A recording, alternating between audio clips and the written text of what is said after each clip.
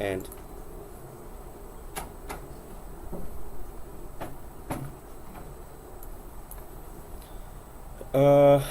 okay, so there are so many topics there that we have covered already, so and there are so many topics that we have to review, and there are so less topic that we have to finish. So let's get going. Are you going to put the light today or? Oh, you need light today? We don't need. It looks good. No, I can't see my teeth. Yeah. Get my glasses, I can't. I forgot. So we have some old people. Who's poor? Oh, old. Oh, oh, yeah. Okay. Hey, white hair. Yeah. Okay, guys. So the first topic. Blind Okay, so the first topic is the firewall, and what do we know about the firewall? It's a wall on fire, right?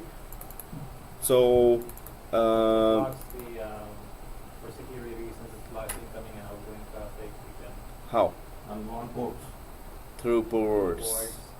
What are ports? Ports are small holes and we. Wow. Okay. No, I can't. I'm just giving you a funny answer. Oh, okay. That's the thing. Yeah. And he's going to write the exam. If the exam says there are small holes in the wall, and which one would you close? So the one through which the cat goes, I'll just close that one. So, but definitely, what are ports? Anyone wants to try? Ports in IT are. That's good. Ports Yeah. are assigned to computers so that they can communicate their information to other computers. It's like a path, right? You can say that takes if they don't want to allow a specific application or program, we can block that port to a specified destination.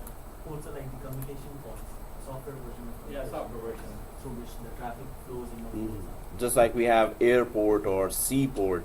So it's a point from where we start communicating or taking something. So in IT, we're taking data through a port to another point. So from airport also, we take a lot of payload. We take a lot of luggage as well, people, so and reach to the other point. So airport or seaport, just like that, we have ports here as well. In the firewall, so every application is assigned a number through which it can communicate with other applications on another computer, right? So that number through which it's going to communicate, just like if the some airline is allowed to use an airport, so they are saying that they said that okay, you will always land and you will be connecting to that terminal. So on the airport, you will find that airline in that particular terminal, terminal 3, terminal 4, terminal 5, terminal 6. So here we can say that all the applications are assigned a number through which they are communicating with the other application or any other person, or allowing or offering a service through that number. So that number is called port, and this is way of communicating and offering their services to anyone who wants. If we block the port for that application, particular application, we block its traffic, right? The application cannot send and receive any data anymore. So if it is Exchange server, which is email traffic, so Exchange server having email traffic, right? So what's the port number for that? 25. So all we need to do is to stop or block the email is to block the port 25, right? And then we will not be able to send and receive any email or any data from Exchange server. Just like that is SQL server, where all the data is stored, and you keep on storing huge amount of data in SQL server for any type of application, web server, for BlackBerry servers, for file servers, especially for applications. Applications use some big applications. They keep on saving data, new data, all new data, right? So just like flight data, you can say that it's they are entering, or today there were this many thousand passengers that went to these many airlines. So the whole data is being saved somewhere. So those are called databases, where you save all the daily data. You have to save somewhere that data, right? So databases have of course there are applications, and then there are BlackBerry servers, there are file servers, there's a file transfer protocol. So FTP port is port 21. So through that file transfer protocol, FTP, right? So you transfer all the files through this protocol, upload the files through this protocol. RDP is remote desktop connection. So 389, exactly. 389 is RDP. What do we do with RDP? Remote desktop. So what is remote desktop? Connect your computer remotely. Yeah, through an application. Yeah, And then establish a connection. we actually remotely connect as if and the whole screen or whole desktop is in front of us, and we can work on that computer as if we are sitting in front of that computer. So all those applications have been assigned the port, and Firewall controls which application is allowed to send and receive data inside our environment and inside and outside. So what kind of data we can receive from outside of our company? So HTTP is what port? 80. 80, exactly, 80. So HTTP port is responsible for what kind of data? Email? No, web browser. Yeah, internet stuff. So whatever through the browser we're sending, it's port HTTP port 80. So Firewall can block any of those applications as long as we know the port number, right? So of that application. So through that we can just deny any communication between that application and anyone else. So a firewall is a software program that protects a computer or a network by allowing certain types of network traffic in and out of the system while blocking others. So network traffic is the main thing that you allow in and out of the system, allowing certain types of network traffic in and out of the system. So that's mainly what it is doing here, allowing certain types of traffic in and out of the system while blocking others. It can block whichever it wants, whichever we configure it to block. So a firewall is essentially a series of filters that examine the contents of packets. Okay, what's a packet? Collection of data inside, how do you say, packet? Inside a packet. So TCP/IP packet? What's a packet? It contains data. It contains data and information of the destination and the source, and it's this much small. It's okay. So you've seen It's the this much. packets?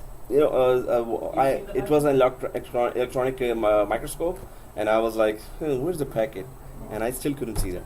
So, okay, so so data travel on wires in the form of bits,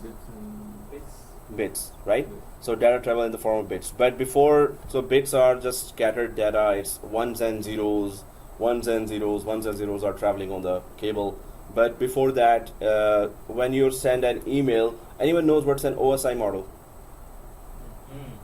OSI model. So an application, when you send an email, so it starts getting distributed into frame and packets, and it is given that destination. It is checked for data correctness, and then it is packaged with.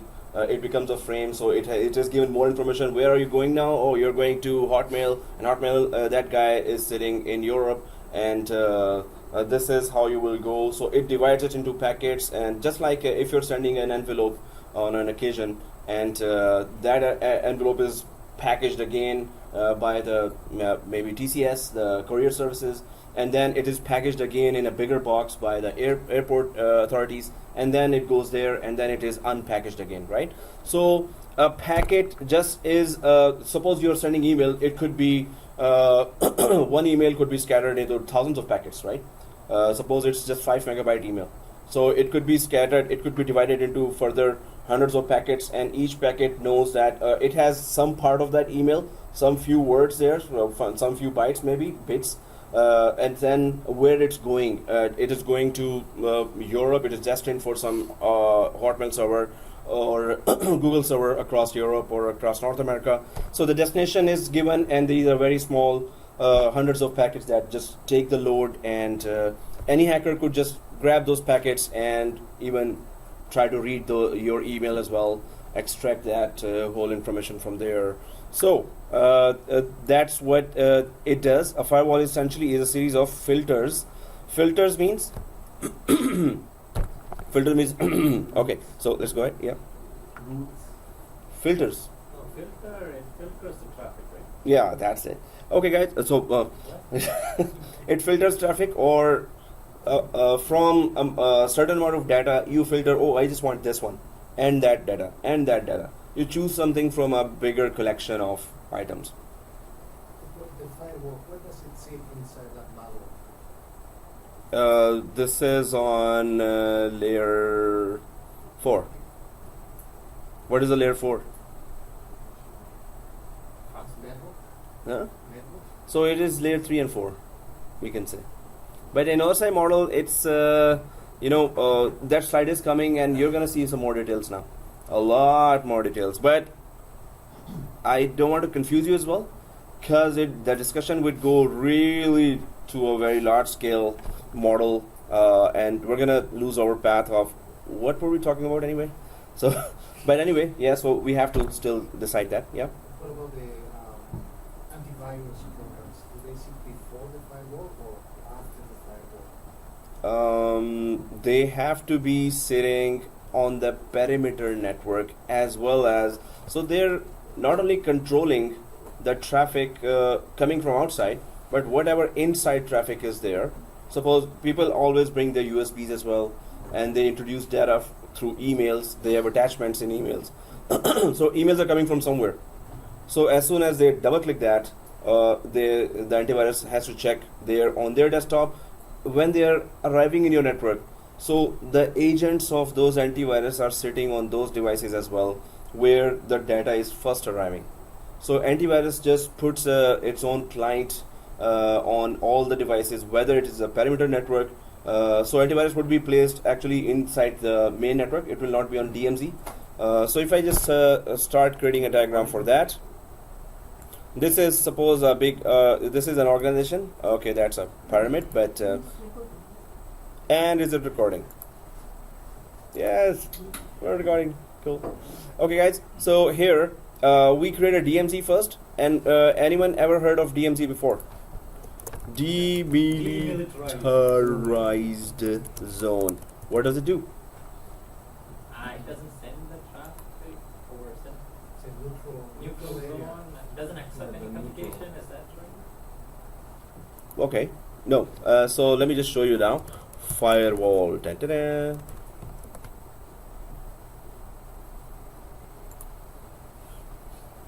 Oh, that's cool, right?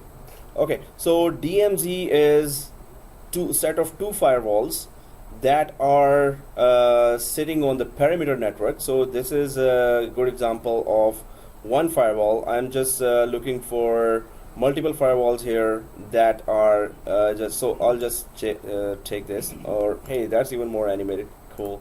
Okay, so here there's one firewall here for blocking the outside traffic or filtering the outside traffic, that what type of traffic can go and what type of traffic cannot go. And then there's another firewall that is protecting from inside attacks. So in between two firewalls, you place the critical servers that are receiving traffic not only from outside but from inside as well, that they're receiving traffic. So whatever servers are there, the traffic from outside, this is the traffic coming from WAN.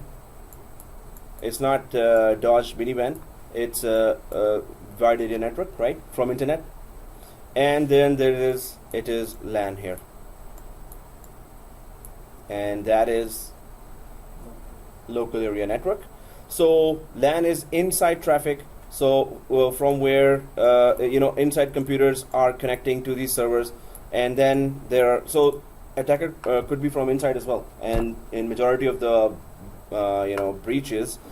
Sometimes it's the inside workers also just put that software in any of their computer, and then the hackers outside can connect to those. So inside attacks to these servers can be prevented from the inside firewall that is facing the LAN inside traffic, and outside firewall already always are there, right? So demilitarized zone is that very critical servers that are receiving traffic. Normally these servers are those which are specifically receiving traffic from outside. So, and then that traffic is still further filtered to reach the inside environment. Second thing, not all servers are supposed to be inside the demilitarized or DMZ. So we call it actually DMZ or demilitarized zones, DMZ. Not all the servers are placed there. Those servers, in most cases, those servers are placed there which are receiving traffic from outside. Although we're going to be talking in detail for this kind of structure and security measures and the type of servers in 7411, 7412 as well. But the main thing here is that some servers are placed there, and majority of the servers that are only serving internal clients are placed inside the company, of course, but not in DMZ. It could be any other subnet that you can still have a firewall between those servers and the whole LAN where all thousands of users are available. So main servers are somewhere in a basement. One full floor is dedicated just for servers. One full hall is dedicated for servers. Depends on the size of the company. But the main thing is that DMZ has two firewalls. It could be also software firewall and hardware firewall. What's the difference between software and hardware firewall? Hardware is the physical firewall hardware, right? Yeah. Like Software this. is actually in the operating system. Yeah. So an appliance, you can have a firewall appliance as well. Appliance means that rectangular box or device that just has firewall. That's all, nothing else. But appliance you can put anything, right? So sometimes it's a combination of many enterprise grade software, and sometimes it's just one anti-spam appliance. There is gateway appliance. Gateway is just that it is responsible for receiving traffic from outside and put it forward it to inside network. Do you have any software in that device? That only it's always a software there inside, but sometimes that's the only software. So if maybe it's just a firewall appliance, any firewall appliance you can name from famous vendors. Alto Polo. So is it just a firewall appliance, or is it something else as well? Load balancers are there or not, or there's just okay. There is ASA from Cisco. ASA is just firewall appliance, right? But it has advanced features as well. So appliance, it will be more expensive, but it will offer huge amount of you can say up to AI, artificial intelligence as well. But that's the too much I've said about that. Huge amount of advanced features are there in appliance, because you're purchasing one box that has just one software, firewall. So it must have advanced features then, a lot of features, right? So there's a Barracuda firewall. If you go for firewall appliances here, firewall appliances. So, and then you can see those appliances here. So, wow, that sucks. Okay, that's just very small. But anyway, the appliances would look like these devices that would be connecting to your perimeter network, and from there they're going to receive the traffic, and then they are going to filter all the traffic, right? So there are those state-of-the-art appliances there. Then there are software as well. Okay, I don't see any Fortinet. Yeah, Forcepoint firewall security appliances on Newegg. Newegg, the site for some nice IT stuff. So newegg.ca. Sometimes the deals are very, very good there. So they have Sonicwall, Ubiquiti, Netgear, and then Sonicwall. So mostly and Cisco Small Business. You hurt our feelings now. Oh, okay. Please. have a look at that. If there's anything you don't like in them, let me know. Sir, yes, sir. You don't have to do it right now. Okay, Thank you. welcome. Okay, so let's just go ahead, guys. So Sonicwall, and you can say, I just wanted to say some of the brands here. But maybe this new egg is just dealing with some of the brands. If you go to any other Canada Computers or any other, you will see a lot of other brands. But normally those are small, small. It's not for big enterprises. You would get those. You would get directly to Cisco. You would go to Juniper. You would go to Huawei for the firewall appliances, right? So okay, guys. But do we understand DMZ? That there's a firewall that is facing WAN and there's a firewall that is facing LAN, and the servers in between them normally are receiving traffic from outside and forwarding it to the inside network securely. So what kind of servers will they see in the NDLC? Sorry? What kind of servers will they see? The traffic that is mostly coming from outside, and you have to have one server to receive that traffic. So Citrix, Gateway, there is a remote desktop gateway there, there's VPN servers, there is virtual private network servers, and VPN appliances are there, Cisco appliances, Huawei appliances, and all other brands. There are many other appliances that are receiving traffic. Telnet traffic could be received from outside. FTP traffic could be received from outside. So it goes on for all the users who are connecting from outside. So NAP traffic and network access protection. In 411, especially, we are talking about global networks where there are multiple branches and there are hundreds or thousands of users connecting from outside. So 411 deals with those kind of topics as well. But the main thing is this concept will help you understand the 7411 topics as well, that if the devices are coming from outside, if the connections are coming from outside to your company, they better be secure, right? So you have to have those all steps taken to fully secure those. What is IPS and IDS? Intrusion Protection Service, and IDS is Intrusion Detection Service. So we can have those devices as soon as the traffic is detected that, okay, that's not supposed to be authorized. We're not sure if this kind of traffic is coming. So IPS, even through HTTP port 80, through web browser, traffic could come that could, put some files inside, like ransomware, and some other files like that are really going to spread into your email contacts and then try to send data to the hacker. So there could be many of those protection services. I had one intrusion prevention device, actually IPD, and that was just a small software that would just tell us if anyone connected to me and what file that person opened and when it opened and what was the name of the file, where was the location. So it would just show me in live that, so I told my friends, okay, I'm opening that shared folder, giving you access, try to open some files there. And I was seeing that device was showing me that, okay, this file opened from this connection, that IP, and that username logged into that computer has just accessed this file. And then I said, okay, delete it. So I deleted it, and that was also recorded. So some devices go for step by step exactly what to do, right? Then there are keyloggers. I'm saying too much now. Okay, so let's go ahead and They are very good. Are you still recording, sir? yeah, no keyloggers. You know what? Okay, so Adding more information to my point. yeah. Firewalls cannot protect these things. Firewalls.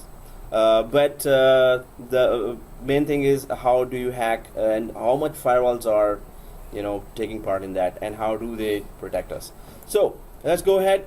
Here, a firewall is essentially a series of filters that examine the contents of packets and the traffic patterns to and from the network to determine which packets they should allow to pass through the filter. So they will have their own pattern of understanding. Normally the firewalls also work in a way that they create a system of points that, okay, this user, one spam came last week. You know what's a spam, right? So unsolicited emails or emails about marketing that you don't want, and one user email came, and that email had a virus attached to it. That's one time thing. Then so the point will increase. Okay, this user I have to check. Then after 2 weeks there were another email with attachment of virus. Okay, the point will increase for that user. That's automatic, that firewall is doing itself. And when it reaches certain threshold, that okay, 5 points are given to this user, then automatically firewall will block that student, user, not student. Okay, user. So I'm dealing with students too much. Okay, so here the main thing is You block a lot of students, huh? I used to when I was in university as a system admin. So okay, guys. So the main thing is that it is intelligent. There are many intelligent mechanisms that try to figure out themselves that okay, this user is not a user. He or she is an abuser actually, and they are really irresponsible in their security for their data that they're sending. Right? If you connect a USB, they will detect from which user it was connected, and it will still increase 1 point. So there are many mechanisms that advanced firewalls now use. Okay, so let's go. Microsoft will create scenarios just like that from today's environments. We can get the basic concepts, but there are hundreds of scenarios. That's why you will see a lot of questions there that they are giving from day-to-day examples from their bigger networks. So that's why we are like, okay, we didn't study that, but we cannot study that. Those scenarios could come from anywhere across the globe for any level of network. So then there is this firewalls protect against what? Network scanner applications that probe systems for unguarded ports, which are essentially unlocked doors that attackers can use to gain access to the system. So first of all, firewalls protect us from network scanner applications. So they're scanning the ports, which ports are not have no protection there. And after that, those unprotected ports are actually just like unlocked doors there that attackers can gain access through to your house or company, right? So Trojan horse applications that open a connection to a computer on the internet, enabling an attacker on the outside to run programs or store data on the system. So Trojan horse, when you see, it's a type of anti-malware, not antivirus or malware. Trojan horse can just with that application, as soon as you double click a file, it will make a connection between your computer and an outside hacker server. Now a backdoor has opened for the hacker. As soon as you double click a email that has some, any data that you don't know, okay, what is that? Double click and that's it, you're hacked, and you have no idea, and nobody can protect you now. So because you caused that. Anti-malware, antivirus won't help. If it is known file type, it will try to protect that. It will try to as you double click, it will start an alarm that it is a known. If it is an unknown one, the hackers have really packed it up inside many layers of files, different types of files which are not known yet. So you have no idea. Our computers may be hacked just now. I mean, right now they are hacked for last week. They can remove the virus. Yeah, if it is a known one, they can remove it because before it was not known. Later on, they realized there is a new virus. Yeah. It's known now. Then it can detect. Exactly. Then it can detect. It would have been still too late because the connection has been established. Then the hacker in the background is just accessing your computer, accessing all your videos and pictures, and maybe copying the whole stuff, or launching a further attack from your computer to another computer, or to a bank from your computer, and the bank only knows that attack came from your computer, right? So any file that we don't, any pictures that we double click, okay, that's an interesting picture. That picture could be opening a door to a hacker anytime, right? If we don't have anti-malware latest versions. So ransomware, that's how they get in as well. We just double click ourselves to all kinds of files there on the internet. Companies, they are creating virus by themselves. Well, that's the popular Yeah. thought They that make money. They can yeah. make money, right? yeah. So there has to be a demand to sell something. Why instead of firewall teaches the hacking? There's ethical hacking course that teaches too hacking. expensive. I was thinking of doing that. It's $10,000 or $8,000 course, but Because they it doesn't support. teach ridiculous things, right? How to hack Facebook, how to hack Yahoo. They exactly teach you how to do that. Although they improve their security, then they figure out, then they teach you that as well. So what happens is You these have to stay students who are ethical. taking those courses, Yeah. once they finish those courses, if they cannot find a job, they go rogue. Well, I think they get your information, and this information is sent to some institutes as well. That these are ethical hackers, we know. So they have your information always, and maybe they're tracking you as well if you're exceptional in that class. Attackers that obtain passwords by illicit means such as social engineering then use remote access technologies to log on to a computer from another location and compromise its data and programming. So social engineering, somebody can guess your email passwords. So forgot password, put your email there, and then try to guess what are your 3 answers to those 3 questions or 2 questions. If he or she knows you very well, they would be able to guess even. And sometimes it works, sometimes it doesn't work. So denial of service attacks, DOS attacks. What are DOS attacks? Denial of service means that you send so much traffic to any company's server that they just say, okay, I give up, I don't have that kind of bandwidth or processing or memory, so it will stop offering service to the users. And that's how company servers can be taken down. So one of the students actually tried that. You can ping actually a huge amount of big packets to any server, but ping always comes back as well. So he sent a huge amount of packets to a server in a company that he really was angry on, and those all packets come back to his computer, telling the company if they were gonna investigate that, okay, it came from this source. So you have to be really careful. In a browsing center or something somewhere. Yeah, he could have done that. Still, it just gives you the trace that where is it coming from. Ping. Don't use ping to attack someone. There are many other ways to attack, right? The camera in the browsing. We can wear a mask and Oh yeah, especially or then. have big hats. Yeah, Check it. exactly. Go to a browsing center. Okay, guys. So firewall settings here. Hey, the experience. Huh? Too many movies. Okay, so well, but we all do that. And especially so IP addresses. So the 3 most important criteria that firewalls can use in their rules are IP addresses, protocol numbers, and port numbers.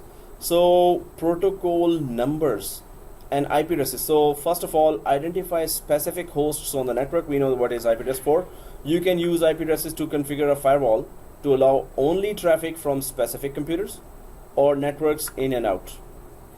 So protocol numbers, so you can just put IP addresses to identify hosts, that's easy, right? What is protocol numbers? And anyone can tell me what is TCP and UDP?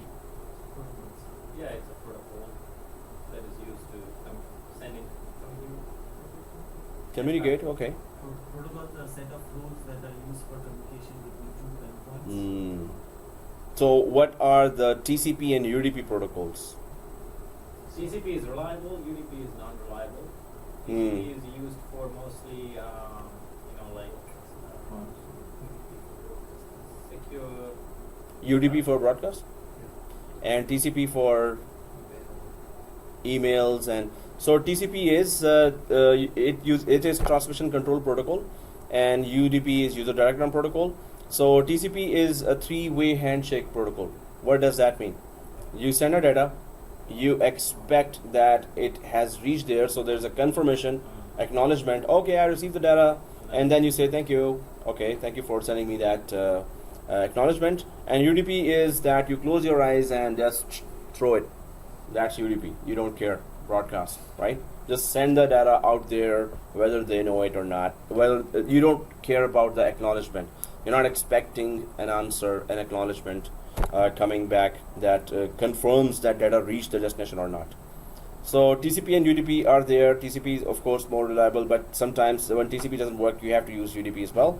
So you can filter protocol numbers to block packets containing certain types of traffic as well. So TCP can be used to don't send TCP traffic, just send UDP, or don't send UDP traffic, or block incoming UDP traffic, or block outgoing broadcast or UDP traffic, and don't block incoming and outgoing TCP. You can just block through that as well. But the main thing is TCP will take time. It will make sure that you reached that destination, that data reached the destination. And use only Mhm. for emails, right? Or something no, else also? every if it is not a broadcast, if it's not something you're randomly sending everywhere or to anyone that you may know or not know even, but it is all file transfer protocol, whatever daily services we are using, they are normally with TCP that we're using. Email, file transfer, file upload. So always there's a confirmation. Give you message back that So with TCP you can use, with UDP it's up to us that how we configure it. UDP we don't care about the traffic, it is faster, but if it doesn't reach, we have no idea. TCP we want to have an idea that did it reach our destination or not. So we would put it as TCP or UDP ourselves. And in Firewall we're going to see now.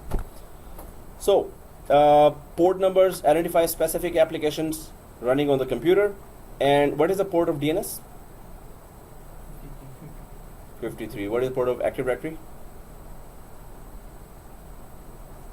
3389. And there are many other ports that I'll be asking you. So this is something will come in interview. Any 1 or 2 or 3 ports they will ask, and there will be common ports. And if you even forget that, that's really not very impressive for the interviewer. If you're talking about, hey, I came from networking background, or MCSA or MCSC. So identify specific applications running on the computer. The most common firewall rules use port numbers to specify the types of application traffic the computer is allowed to send and receive. So through port numbers, most of the firewalls will allow or deny your traffic, and that's what we're going to see here. It's not that complicated when we come down to firewall, but it gets complicated when you have expensive firewalls. The Windows firewall itself, it still has some very good features that have been improved in Windows 2012. That's something that we have to learn. So firewall rules can function in 2 ways: admit all traffic or block all traffic, right? So the good thing about firewall is as soon as you enable it, it blocks everything, first of all. Then you can enable, okay, I want this application to communicate, I want that application to communicate, so everything else becomes blocked, but only what you want to communicate. So this is the best way to secure, right? Instead of allowing all and then blocking hundreds of applications. I don't want this, I don't want this, I don't want this. Block everyone, I just want this, I just want this. That's the best way to do this, right? So admit all traffic and block all traffic. Admit all traffic except that which conforms to the applied rules. So admit all except for what you don't want, and block all except for what you really want.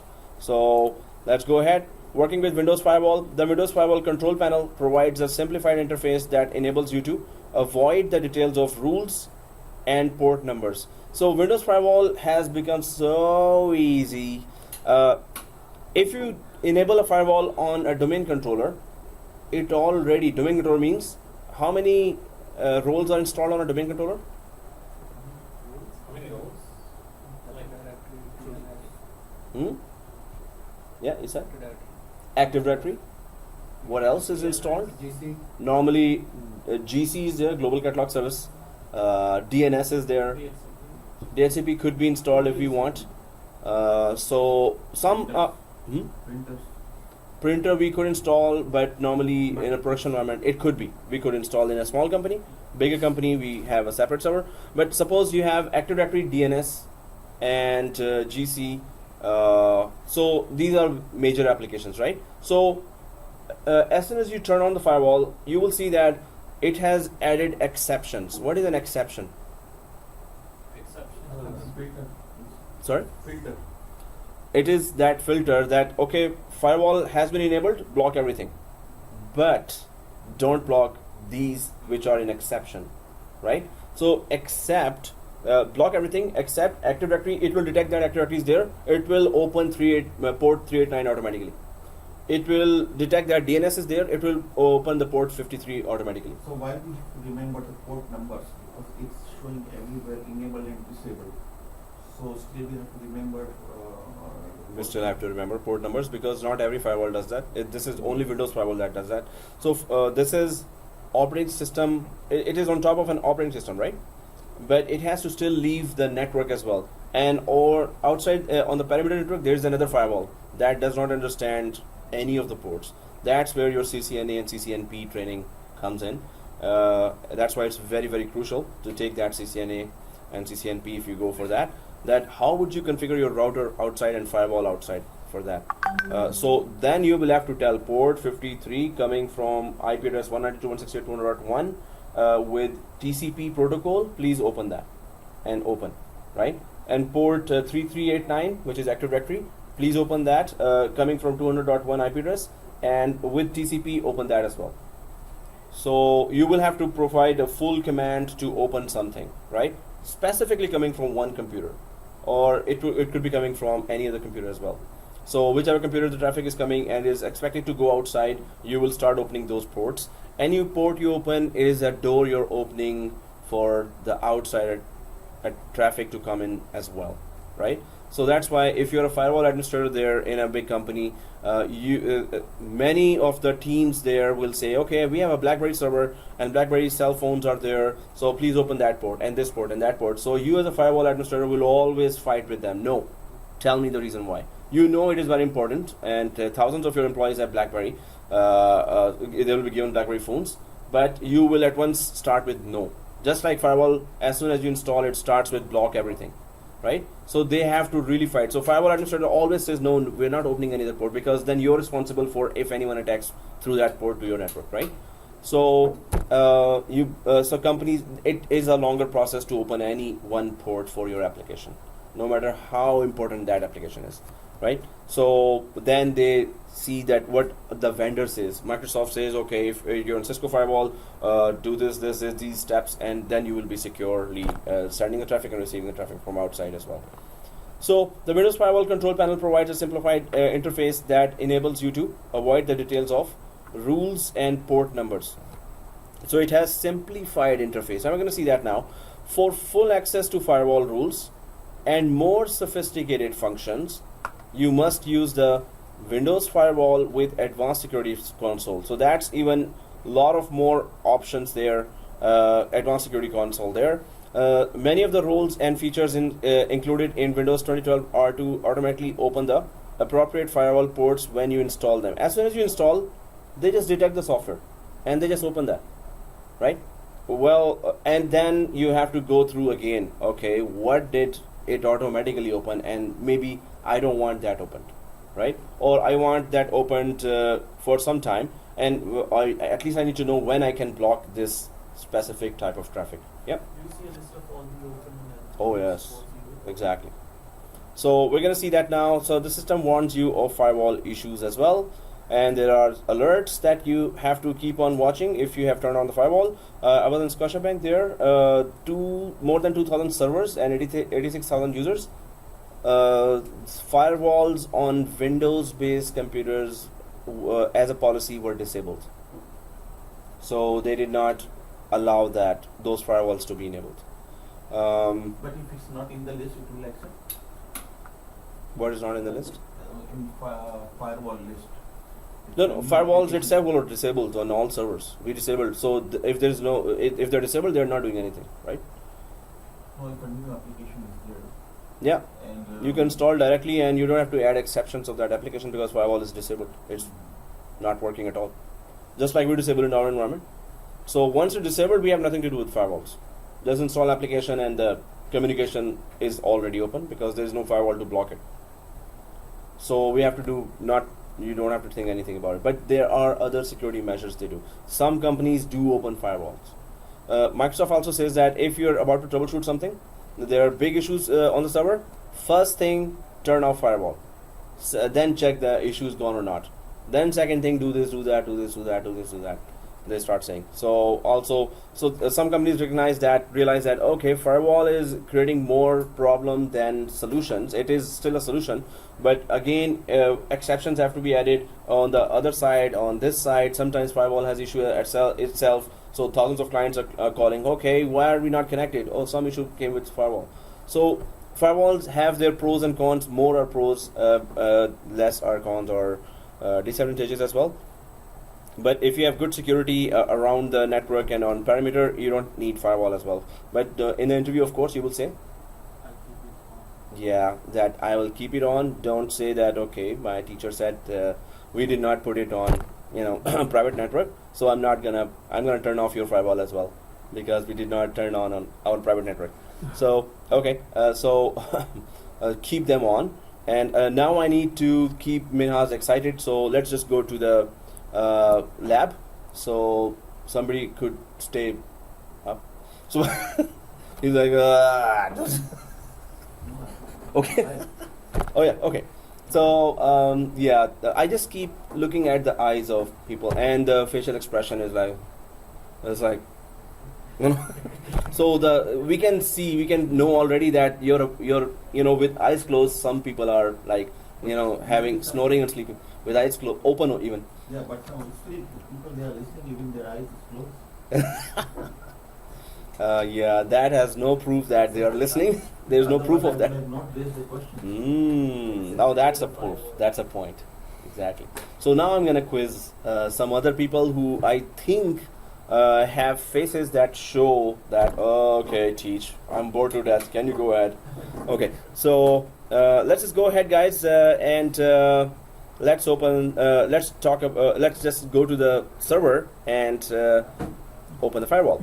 And there are some settings here: advanced sharing settings page of the network and sharing center control panel. So, and then this is how it looks like. But let's go ahead and try to check it out. So have we logged in from server 1? Yes.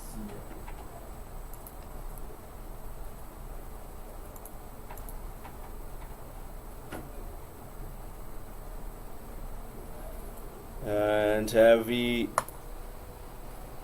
Okay, I've clicked the dude. Oh, there you go. So let's turn on the firewall for server 1.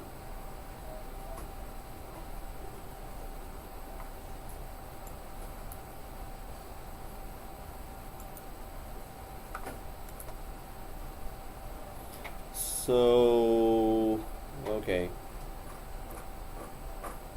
local server, we know where the firewall is, right? And then we go for, so on server 1, go to local server and go to the firewall directly, which is public showing off, right? It's not showing off like showing off, it's just showing that it is off. It has nothing to show off actually. So Poor firewall.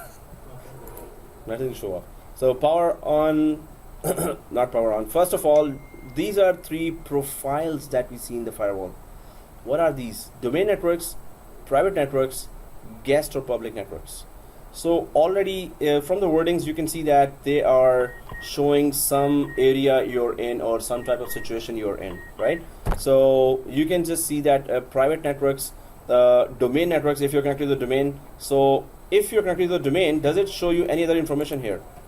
If you just expand the domain networks here, so Windows firewall state is off, but incoming connections, block all connections to apps that are not on the list of allowed apps. So allowed apps list is there, which we also call as exceptions, right? That please block everything but accept this. And then there is active domain networks. So right now domain networks which is active, it says none, but we're going to turn on and then we're going to see notification state. Do not notify me when Windows firewall blocks a new app. We should know that if it is blocking some app, so we could, if it is important app, we can actually turn it on. So domain networks are the most secure. And then there are private networks here. If we expand that, private networks. So Windows firewall state off, incoming connections, again the same thing, block all connections to apps that are not on the list of allowed apps and do not notify. Exactly the same thing, but private networks are, what are difference between private networks and? So you can see networks at home or work where you know and trust the people and devices on the network. That is private networks, or where you trust the people. So security is still relaxed. It's not a huge amount of security implemented. And we're going to see what amount of security we're talking about. What about domain networks? Networks at a workplace that are attached to a domain. This is also kind of you are in a secure environment already, but the most restrictive type is the guest or public networks.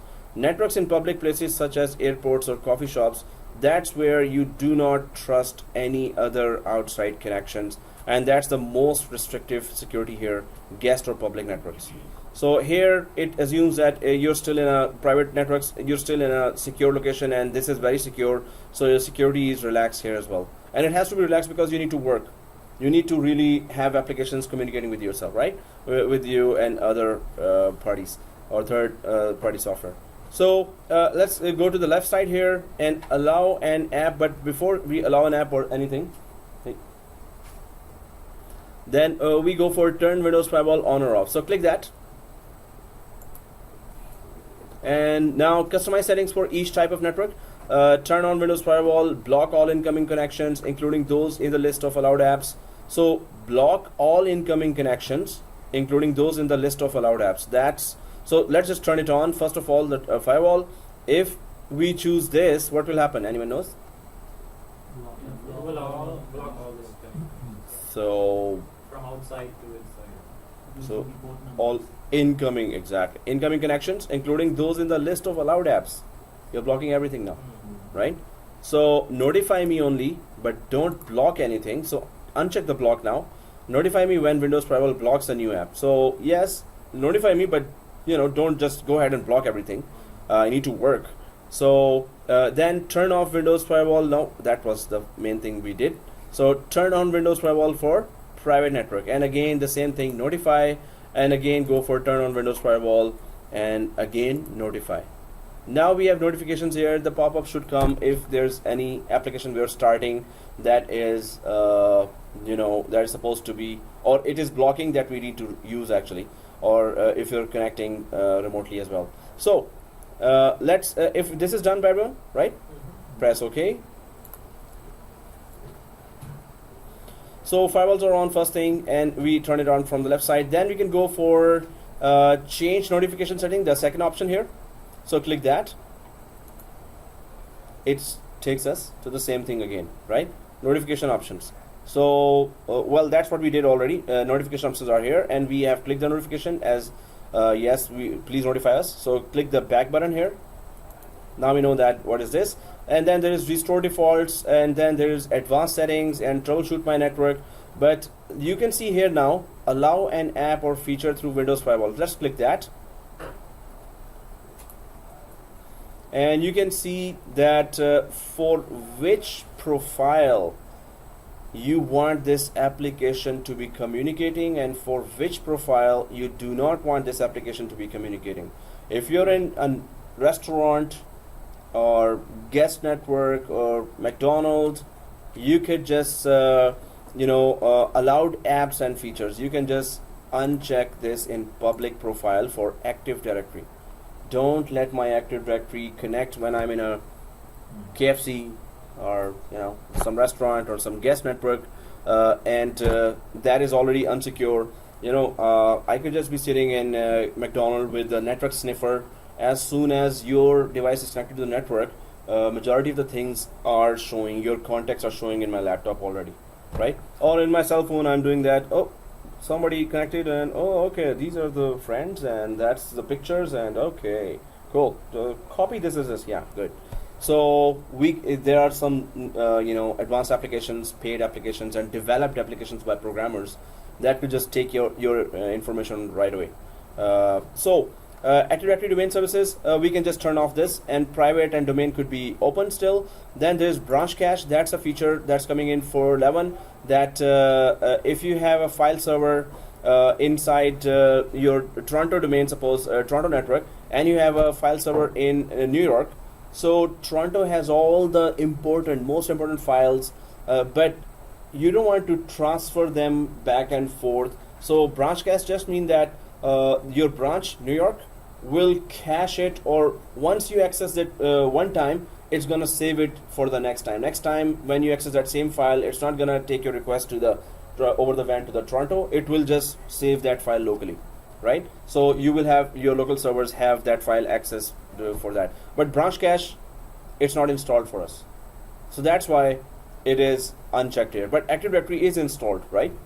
So it is checked here, that exceptions as an exception. So these are true or false. These are all checked applications, are all that are supposed to be blocked by firewall. So whatever checkboxes are there, they are actually blocking those applications in the firewall, right? When we uncheck it, then actually it lets it open. No. No. Really? Are you sure? Yes, sir. I'm sure. Well, any other idea from the quiet line? This is the one line, this is the other line. So there's a quiet line, there's a active line taking part. So do you agree to them? Okay, not so quiet now. No, when you ask a question, first ask the answer with Michael, and then come forward. Yes, sir. Do you agree? Yeah. Okay. Yes, ma'am. Do you agree? Yeah. So if the file is cached on the branch server, if a user makes changes to it So that will be the changes made there locally, in the local and server when are they replicated across the branch? at night times, at off-peak times. Yeah. It will take the file again. Yeah, but the cache file, no, it will replicate the changes then, which will be very small amount of data in off-peak times. So, but the main thing here is for Firewall that it is still, this application is not installed, this role or feature is not installed, so it has nothing to do with. So what I was talking about, if it is checked, this means it is blocked, right? Yeah. Right? Yeah. No. Huh? These are the allowed. No, it's allowed. I said the same thing again, which you said no just 1 minute before. So No, it's allowed. that's another technique to. Are you really alert? So so you were alert the last time, but second time, oh yeah, now he's gonna say the correct thing. Again, I said the same wrong thing. So okay, guys. So if it is checked, this means it is allowed. Now, no, everyone is careful. So. That's so much fun. Okay, so the main thing is whatever is checked, this means Firewall is allowing that. Whatever is not checked here, this means it is not allowed now. So I would definitely go for Active Directory domain services, and in public environments, don't let this exception turn on. Don't let Active Directory try to communicate with someone, or somebody is trying to communicate with right? So if I go down here, core networking, DFS management, DFS replication, DHCP server, DHCP. Did we install DHCP on this one? Are you sure? On the left side, we can see DHCP. Some roles you install, and some of the features get installed with it, right? So DFS is a topic. Oh, okay. Guys, do you have DFS enabled in your area, in your firewall? It is not enabled for you, right? I don't know. Because it's not on. Somebody is really tired today, huh? You're not following the lab. No, because last 4 days I was not feeling well. Oh, okay. Sorry to hear about that. No, you should take rest.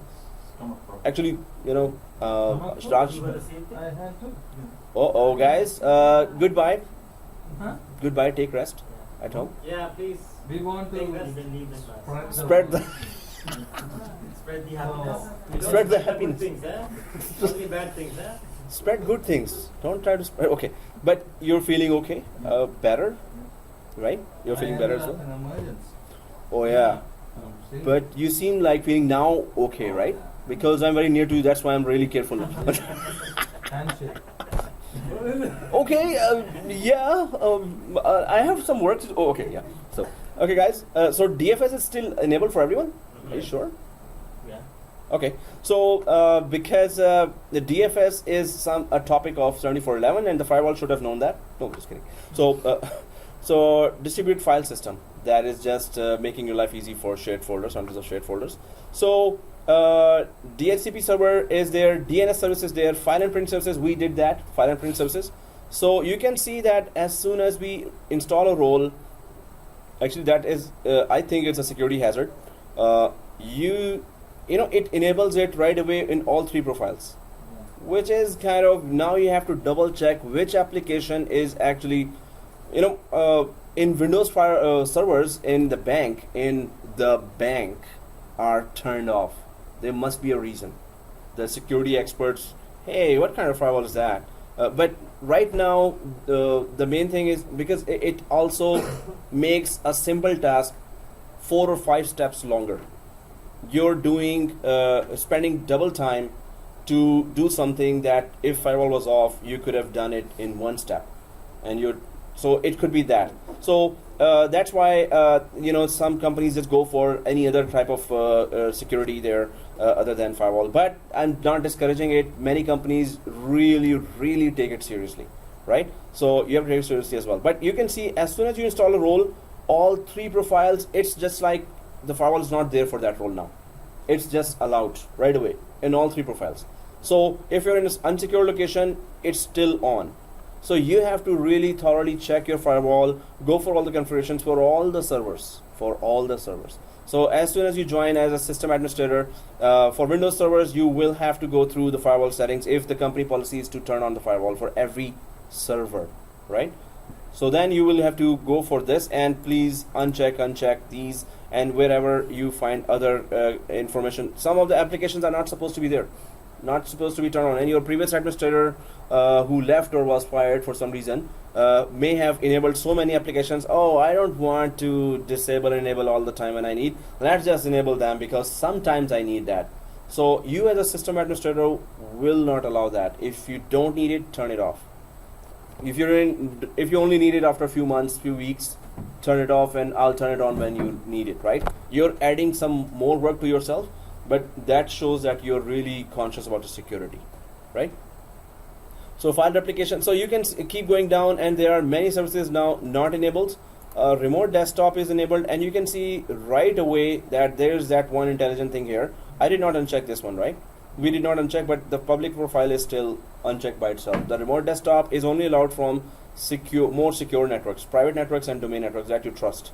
But it's untrusted network, public, it is already, because it's a remote application. That's why on public it better be turned off, right? So guys, let's uncheck this remote desktop. And how do we, so press OK. That's the only thing that starts with remote, right? If I go down, nothing else. Oh, WMI is there. Windows Remote Management is there as well. But let's just check.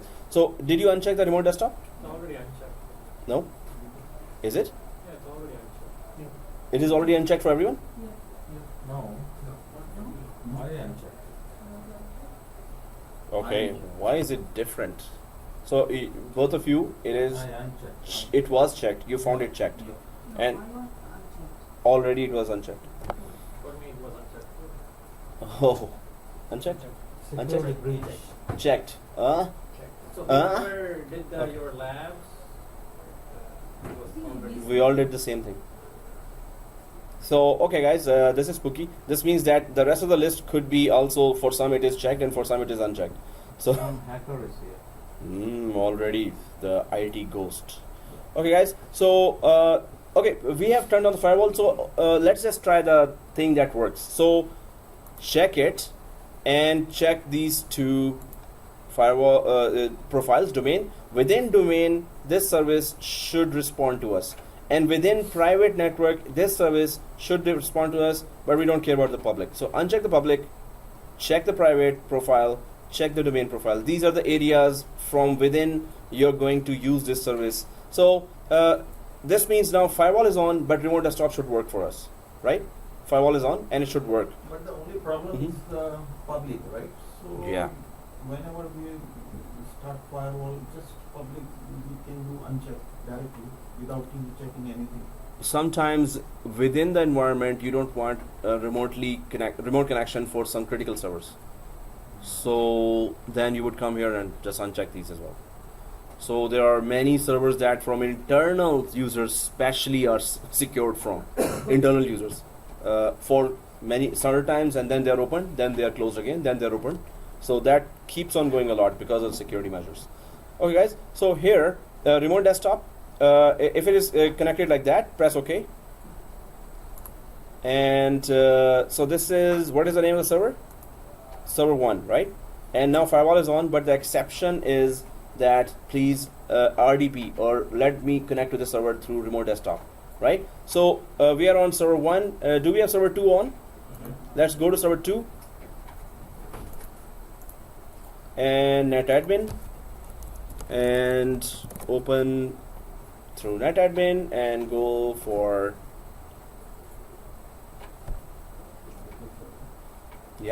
No, go for run in the server 2 and type mstsc. You know what's an mstsc? It opens remote desktop. What's the full form for Connectivity.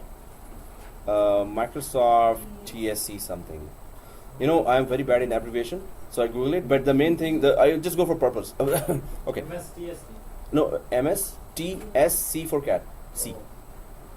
MSTSC. The best way to say it, MSTSC.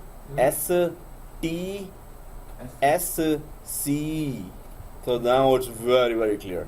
Is that the only way we can access remote desktop? There's no other way? There are many other ways. Can you Is that help me Microsoft? out? Accessories. Go to accessories.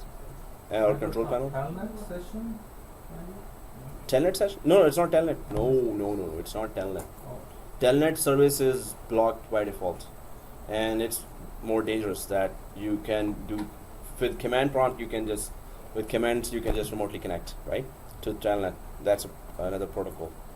Whoa, what's wrong with you, server?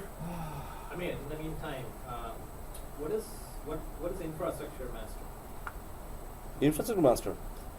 See, that's a topic for 7411. But anyway, infrastructure master role. There are 5 roles, FISMO roles, and there is a schema role. There is a domain naming master role. There is RID a pool, and then there is infrastructure master, and then there is one more. Okay, and then Infrastructure master. Yeah, you're saying. and RID master. That is so important in order to promote. SIDs. It normally gives SIDs. You know what is SID for? Anyone knows? What is SID for? What is SID and what is the use of that? Security identifier, first thing. Second thing, it makes the machines unique. So third thing, if you run out of SIDs, what is that big thing, big disaster that will happen? If you run out of SIDs to give it to any object, any newly created object in the forest. SID is given to, you're creating 200 users, 200 SIDs will be given, so that will be the unique identifier for those users. You join 200 computers to domain, so SID will be given by the domain itself. You create organizational unit, you create groups, everything, every object in the Active Directory created gets a new SID, and RID is responsible for providing those set of SIDs to everything. If RID is not available, you don't have SID, you cannot create anything. But that's a 7411 topic which we are going to go in depth, but it's already in 7410. Congratulations. There are many other topics that will be there that Microsoft just assumes that you've been working in a production environment for 1 year, 2 years with 1,000 users. So that's why those scenarios will be there. Without RID, you cannot promote a member server to a domain controller. Yes, you cannot. Because SID will not be given. So if SID is not given, you cannot change any, normally you can change, but you cannot create anything. And joining to domain or creating anything else is not possible. And that, Mhm. that particular member server has already joined the domain Yeah. and it is already part of the domain. So it must have already received Then, SID. yeah, then it already has an SID. And then, for example, the global catalog has partial information of the objects, right? And then the schema has full information of the objects. Exactly. So in case if schema is there, we don't need global catalog, or we need both. In case, If we have schema. no. So partial information, but GC helps search everything. Schema just defines how things will behave across the forest. Uh, How user will behave, what are the tasks of a user, what are the tasks of a computer. That's what schema does. Schema just defines a map of things. GC is just quick. It's a Okay. search across the forest, forest-wide search. And then PDC emulator is actually Oh, that's the most important one. that deals with logon credentials for Uh, all users, or No, that's GC. PDC emulator. No, GC. Global Catalog does that, but PDC Simulator does 4 or 5 different tasks: time synchronization and conflict resolution and group policy conflicts and master browser. Well, again, that's it is in so many topics are repeating in 410, 411, but it's not a specific exam objective there. But they put it there, and you have that question will come to you. Yeah, so make sure you guys memorize it. Oh, yeah. You understand. Definitely. So MSTSC. Okay, guys. If you have put that, press OK. MSTSC, right? So it should open like this. And either you put the name or the IP of the destination you want to connect remotely to, which is server 01 or IP. It's up to you. And press click connect. Server 01. So it's a remote desktop connection. Server 01, which has firewall on, but exception is remote desktop. So click connect. Does it let us connect? It does. No, it's the password. You're saying yes. Oh, okay. Password. Give the password. After that, does it let us connect? Because password has nothing to do with firewall. Firewall is that it will just not allow you. Okay, it's not allowing me. Seriously. For me also, I got the same error. How many got this error? 2. You're scratching, right? Yeah. That's a good one. Okay. Now it's still. Oh, searching. So make sure the remote computer is turned on and connected to the network, and that remote access is enabled. Same. So 3 of. Is it asking for username password? It says remote desktop can't find the computer server 1 is by. It's not getting the password. It's not asking the password. No, it says server 1 doesn't belong to the specified network. Okay. They have a computer name and domain that is So- trying to Okay, guys. First, let's confirm that are we even communicating with that. So we can go for actually press OK here. First, we try the IP address if somehow the name resolution may or may not work. So 192.168.200.1 is the IP of the server. Let's just try that first. Then I would just want it to go for ping, and of course ping will also not work. It didn't connect. It try and kick me out. Yeah. So Mr. Firewall is working. So Same. Do we need to enable the remote desktop on server 2 or no? We don't need it. no, here firewalls are off, so we can just communicate any we want. Even firewalls are on. Firewalls block outside traffic coming to inside. It does not block inside traffic going to outside. Do we know that? If firewalls are on, No, it's okay. it's okay now. Okay. It So- blocks incoming connection but Yeah, doesn't remote block says output. the server Yeah. is not enabled, the remote computer is turned off. The remote computer is not available on the network. Okay. So everyone gets that one other rule of thumb, which is that firewall blocks inbound traffic but does not block outbound traffic. Do we understand what that means? What is an inbound traffic? Incoming. Incoming. Incoming or outgoing? Incoming. Okay, it has the word in. Yeah, it's right. So inbound and outbound means outgoing traffic, right? Leaving our network. So outbound traffic is never blocked by the firewall. It is the inbound traffic that is blocked. It protects from outside to inside, right? Not from inside. Oh, inside you cannot go, but we can enable those through other applications as well, right? And then we can block both ways as well. So right now it's not connecting to anyone, right? Except for ThoroughNet is connecting. Did you turn on the firewall? Okay. Did you uncheck the But that I don't doesn't get it. happen. You can see like this. So are we supposed to? Oh, press yes. This is not a good sign. You click yes, you will connect. Click yes. Are we supposed to connect or not? We are So- supposed to connect. so guys- Michael, you are connected, right? No, they kicked me out. But see, you got a sign to connect. Yeah, this means. So you're saying it's not a good sign. So I was like, huh? It is a good sign. This means our lab is working. Firewall not Okay. working. For him. It should not work. Because we allowed Shouldn't the it? remote desktop app through the firewall. This So means- it should connect. You're successfully connecting. So press yes here. Yeah, it is. Again, it's going like this. It's Oh. It's checking. So what are we expecting here, guys? Shouldn't To connect, right? Should connect? Yeah, it should connect. That what we are expecting is, why are we expecting that it should connect? Because we unchecked, right? The remote. So if I go back here, server 1, Remote desktop. and We checked the remote desktop. this one, guys. So what did we do here? If we go to allow app here, and we went down here to remote desktop, see this? If you check it, this means this is allowed apps and features. So to add and remove or allowed apps or ports, click change settings here. But this is an allowed app feature. Allowed app means this app is allowed to communicate, even if the firewall is on. So it's not connecting. Okay, Connected. yours is connected, Yeah. and your configuration is like this, right? Yeah. On server 1. Although I'm sleeping, but That is, you're very awake. Now proof is more than enough, ya Allah. Now I know that even if you're doing this, I know you're listening. Yeah, good. Okay, so, but I need that proof from everyone now. Ta-da.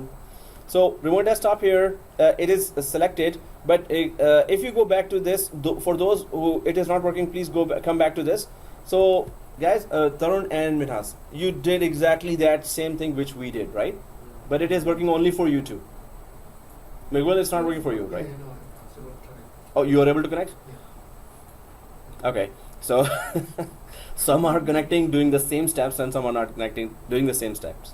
So pretty strange, but if you go for details here, for just the remote desktop, if I selected that on server 1, and it is open in server 1, right?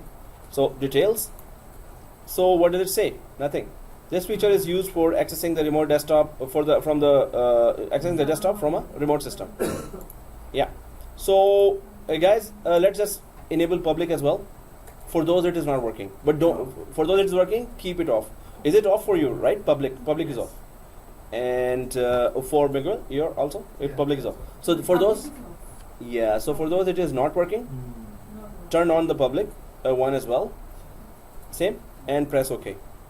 And then go back to server 2 after pressing OK and connect. Oh, Oh my god. still I'm working now. Still doesn't? It is working for me now. Oh, okay, let's give a password. So I'll give a password here as soon as I put the public. If it gives me the certificate yellow window, this means I'm good. If it does not, then of course I'm still blocked. So, Assignment. That's what he does. oh yes, assignment, guys. So figure it out, and of course, whether you do it or not, who cares? Let's go for the next topic now.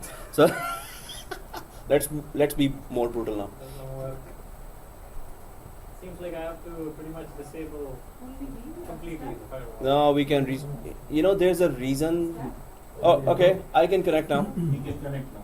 You can also connect now. So the orange thing is there, right? So only. I didn't So- get this by directly connected. Oh, press yes. Now I just wanted to show you step by step that how perfect the firewall is for Windows 2012. So we are in the who couldn't connect. We are in the public side. No, only me and him cannot connect. It shouldn't be right. So all I three. heard Yeah. 3 people. Yeah. So if we turn on the public, the all profiles are open. It detected that yes, we should give it, but for 3, even with public off, and it should be public off, that it is connected. So guys, one more thing: if public is on and we are connecting, yeah, now I'm connecting. So what happens here? This means that this computer is maybe not secure, or maybe it is not connected to our joint to domain properly. Maybe it's not communicating to our domain controller properly, right? So if you look at the network connection Mm-hmm. on server 1 and 2. Yeah. Network connection. Yes. Oh, okay. So which server are you talking about? This one? So yeah. Right there. Yeah. Since your domain is public, Yeah. so this is domain. Yeah.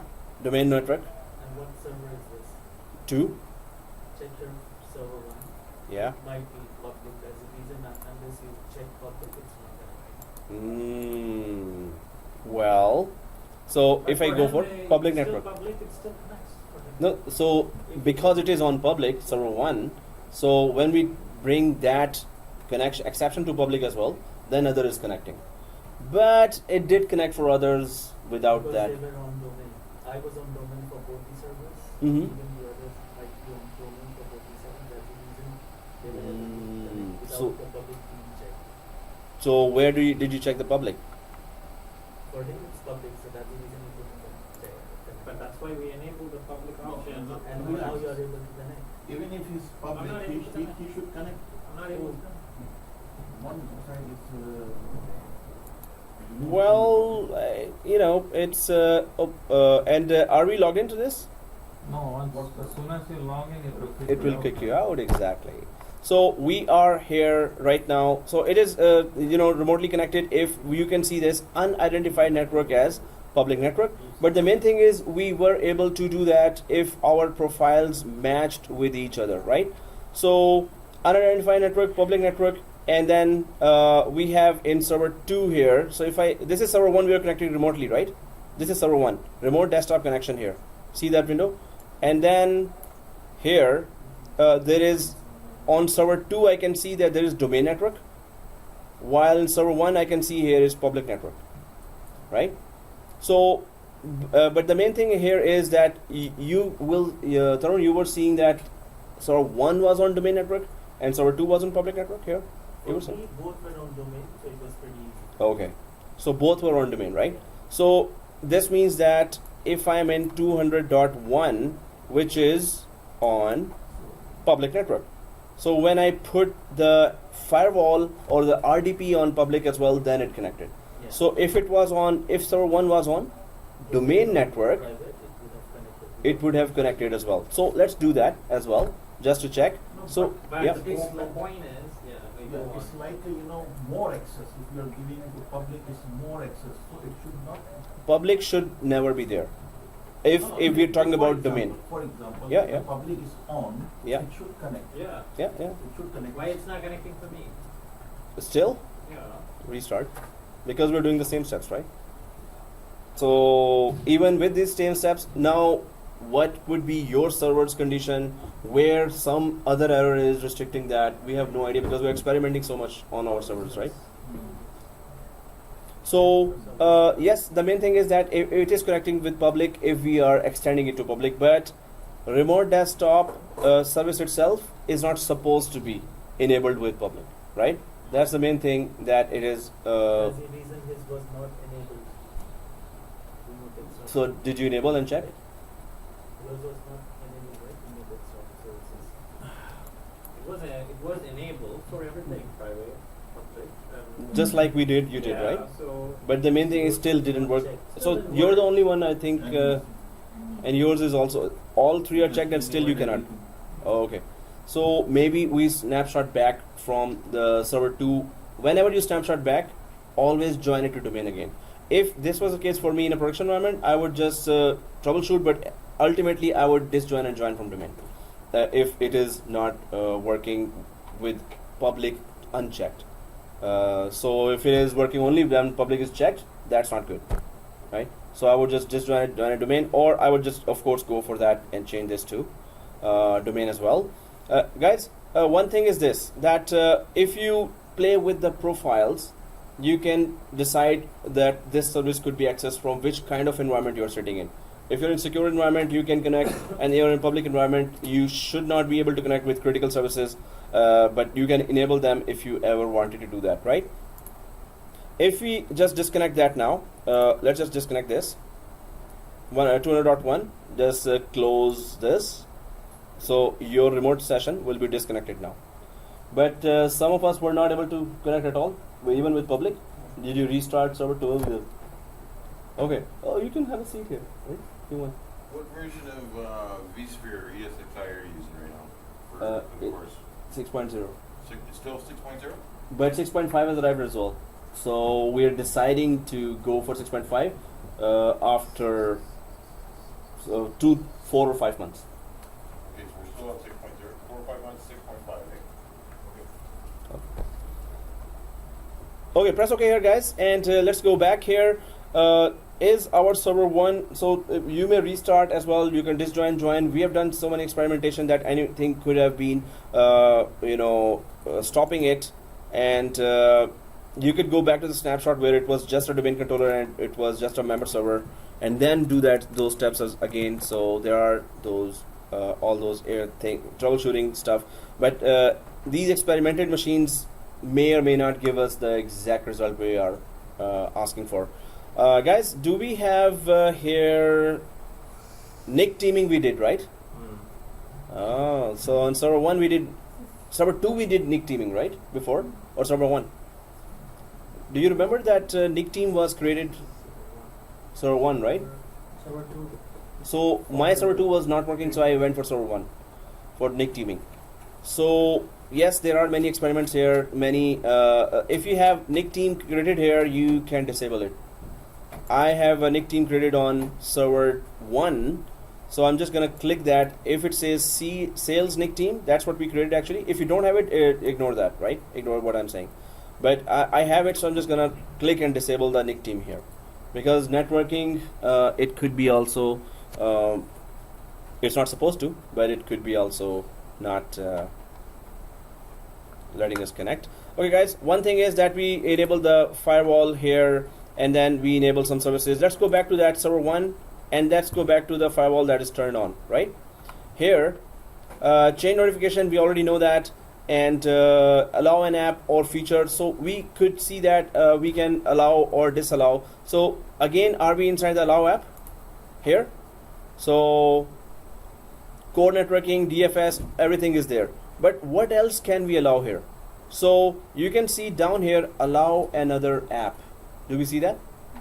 So what other apps are there that, so if we click that, now we can see a lot of apps here that could, if they are communicating outside and the traffic has to be enabled. So calculator doesn't send any traffic, I think, and magnifier doesn't, narrator doesn't, notepad doesn't. So any other application that you want to be, you want to check, Windows PowerShell, through that we can still connect outside. Remote desktop connection, RDC, RDP is right now enabled, but RDC can also be added there as an application. So you can see this, right?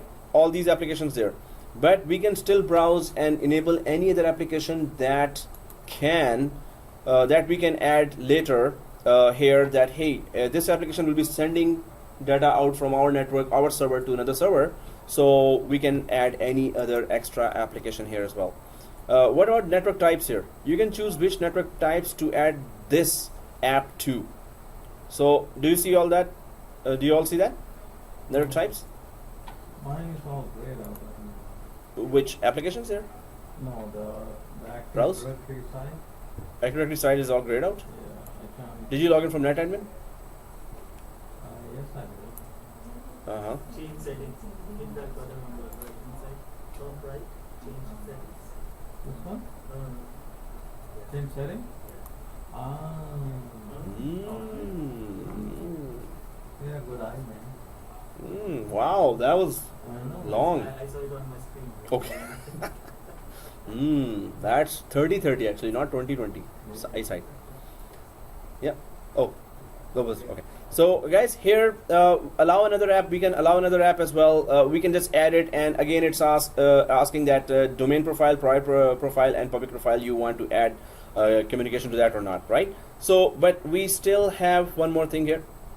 Oh, okay, sorry. Sorry. No, it's okay. We can scratch. It's okay. It's natural, right? So it's just me. It's my. There's a question. Oh, there's a question. So, my response is so sensitive. I should just change the sensitivity level to I don't care. So okay, guys. Let's click the back arrow here, and let's go down to some more, a little more advanced stuff here. So do you see advanced settings here? Server 1. Yeah, server 1. We are still on server 1 and advanced settings. So once we click that, so now this is the area where inbound rules, outbound rules are there, connections, security rules are there, monitoring is there. So if we go for inbound rules, let's go for inbound rules here, and now you can see a very long list of rules here. And if you expand that, please expand the whole window here, expand the whole window, then you can see that there's very less detail here for everything, and this is very less detail that we're seeing here. So protocol here is, so if you go for the first line only, first line, top line, everyone sees as Active Directory domain controller, right? Okay, Active Directory domain controller. Raj is not there. He's like, where's he? So what happened? You really told them to book the exam, right? Yeah. You know what? I guess there may be some advanced booking. You did not do advanced booking for today, right? That's the thing. Okay. No, Because she they told me, right, maybe like, they're I advanced want- booking. I told her like, do I need to for Monday? Can I come and book? And he's like, no, it's better you come on Monday morning. And book. Okay, so you can write it right away. And then now they're Oh. saying different things, like like the fees went up. Just wait till afternoon or wait till tomorrow. Better to always book 2 or 3 days before, because now they may have another situation where they're saying, oh, this is our guy, let's put him on tomorrow. Could be that. So don't fight because I said that. Okay, to them, right? And I'm recording that too. Yeah, it could be that, but this is not good. Oh, He's gonna edit anyway, man. Yeah, now I'm definitely going to edit because You you have scared seen me that. now. I'm We have just, seen more people I'm like just, this. I'm Okay. just indicating you. Just remove. Okay. Yes, now I will. But anyway, this is not normal. What he's Anyway, doing is a good suggestion. yeah, this is not good. Problem is, since it's 483 questions, and if I penned it, I might forget. They could be changing it right now. Why is that? It's we don't know. We know our student, they frequently risk campaign. So it's kind of a little bit extra work, extra. Okay, guys. So here, working with the Windows Firewall, we just talked about that, and there are questions. I think you may have, because all are trying or reading that. Anyone saw Firewall related questions till now in your reading? No. No. Till now, no. Right? No. No. You're how much Firewall? Okay. You've crossed. Anyone crossed 100? More than 100 questions? 7410. Oh, you're not preparing 7410, right? So you three are preparing. I'm almost. Oh, you are? Okay. Almost 100. I didn't count. Okay, so 100? More than 100, right? More than 100? No, less than 300 Okay. to go. Okay. And, okay. So, but whenever you want any questions, I got the answers, so I will send after the exam to perfect. Good luck, man. Okay. Good luck. Give us the good news. All right. Take the full papers with you. Oh, there are cameras there. And those cameras connected to the vendor, Microsoft and Cisco. They So, can switch off. oh, I think cameras when they're off, No. you cannot take the exam, right? If cameras are off. No, it's not actually, you cannot think about this. Oh yeah, definitely. We cannot even think about it. Okay, that's Can't even talk better. about it. Not even talk about it. And I'm recording that, right? Okay. I'm recording that. Did we talk about cameras? Okay, that was party cameras, guys, and nothing to do with what we were talking about. Seriously, I now have to edit this one as well. Whoa, that was more serious than before. Okay, guys. So, okay, let's just go ahead and let's just discover some more options here. So, working with Windows Firewall, change sharing options for different network profiles. So there are sharing options as well for different network, the advanced sharing settings page of the network and sharing center control panel. And do you want those options to be, so where are those options that it is talking about right now? Network and sharing center, and then advanced sharing settings. And this is also talking about those three network profiles that we are blocking through the firewall: private, guest republic, and domain current profile. So let's just go take a visit and not take a visit, pay a visit or something. Okay, so if I'm going there and trying to check that, let me just put it on firewall, magnifier, not firewall. Let me put it on magnifier. All right, so here, let's go to server 1 and minimize. And minimize this firewall, but keep it on, but minimize. And also just close this. And so what we need to do is we're gonna go down beside the clock. Everyone beside the clock. And do you see this network icon here? Oh, I'm in front of it. Oh, I'm really in front of it. Server 1, right? Yeah, server 1. Server 1 and open network and sharing center beside that network icon, beside the clock. There is that yellow triangle created there, right? So, okay. Now you're okay. Okay. Oh, it is open network and sharing Closing center. time. There's a wall here. Just right click.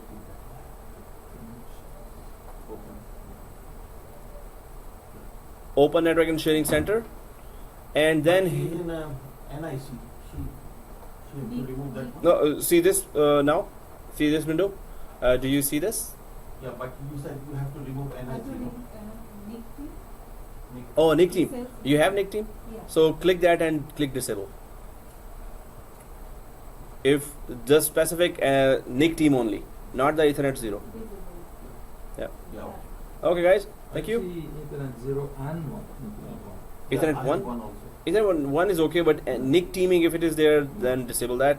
One also we don't need. So guys, here if you're on this page, you can see network and sharing center, right? This one, network and sharing center. So where are those options that go for those profiles here? So there is setup new and troubleshooting options. So do you see on the left side change advanced sharing settings here? Yes. So if we click that, now this is the area where Windows creates a separate network profile for each network you use. You can choose specific options for each profile. So these are the 3 profiles that were there that the firewall was blocking as well. So if we click the private here and expand that, so when network discovery is on, this computer can see other network computers and devices and is visible to other network computers as well. So in private, which is kind of you can still say that it's a trusted network of your domain or your home, but still the network discovery is off. We can turn it on, so at least we can discover other computers in a trusted network, which is our domain environment, and that computer could be accessed or discovered from our computer will be discovered from other computers as well. So if it is off, it will not be easy to find just by searching over the network. It will not be able to find. We will not be able to find if we just go to the network browser and try to check all the names there. So it will not be discovered automatically. If we know the specific name of the computer, then only we can access that, which is a security feature here. File and print sharing is turned on by default. Do you see file and print sharing? Is it turned on by default? Okay, that's good. So computer may or may not be discovered, but the main thing is that when file and print sharing is on, files and printers that you have shared from this computer can be accessed by people on the other network. So if you have shared a printer, and we did the printer lab, right? We did the printer lab. So you can then share the printer here.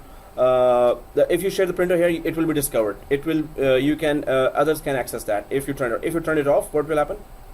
Nobody can share. So even if you share, nobody can access that.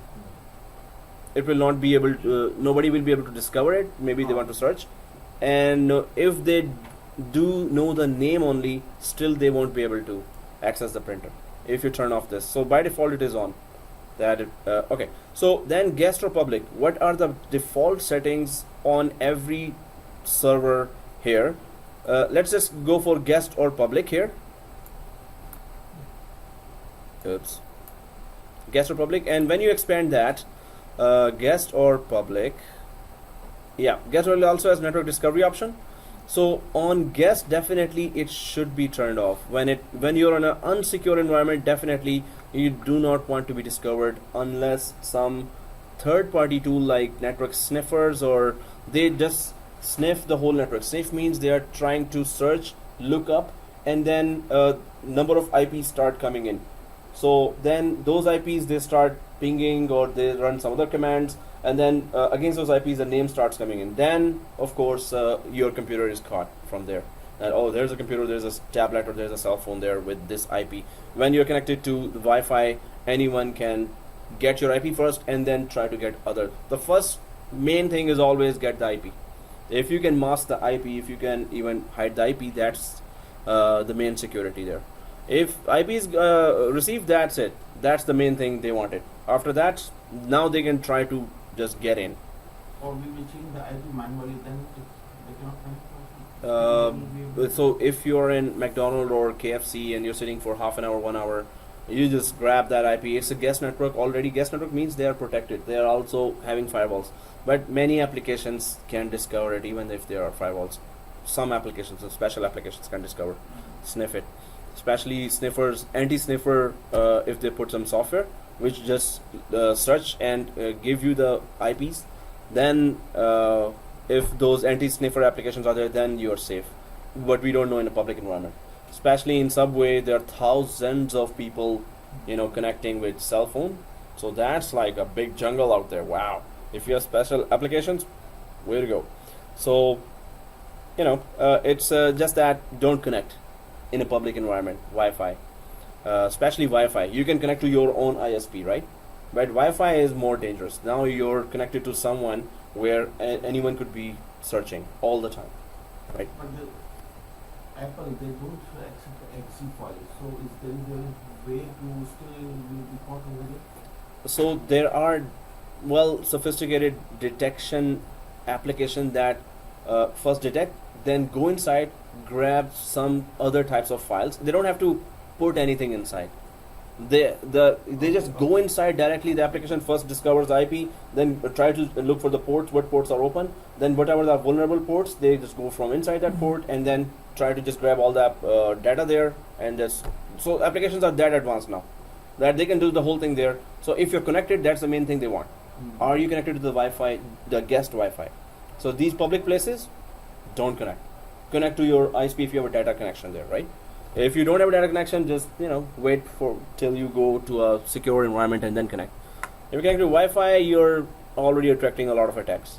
So okay guys, here when file and printer sharing is on, so this is also turned off in public. Yes, public, it should be turned off, and by default it is turned off, which is good. And then there is domain and current profile here.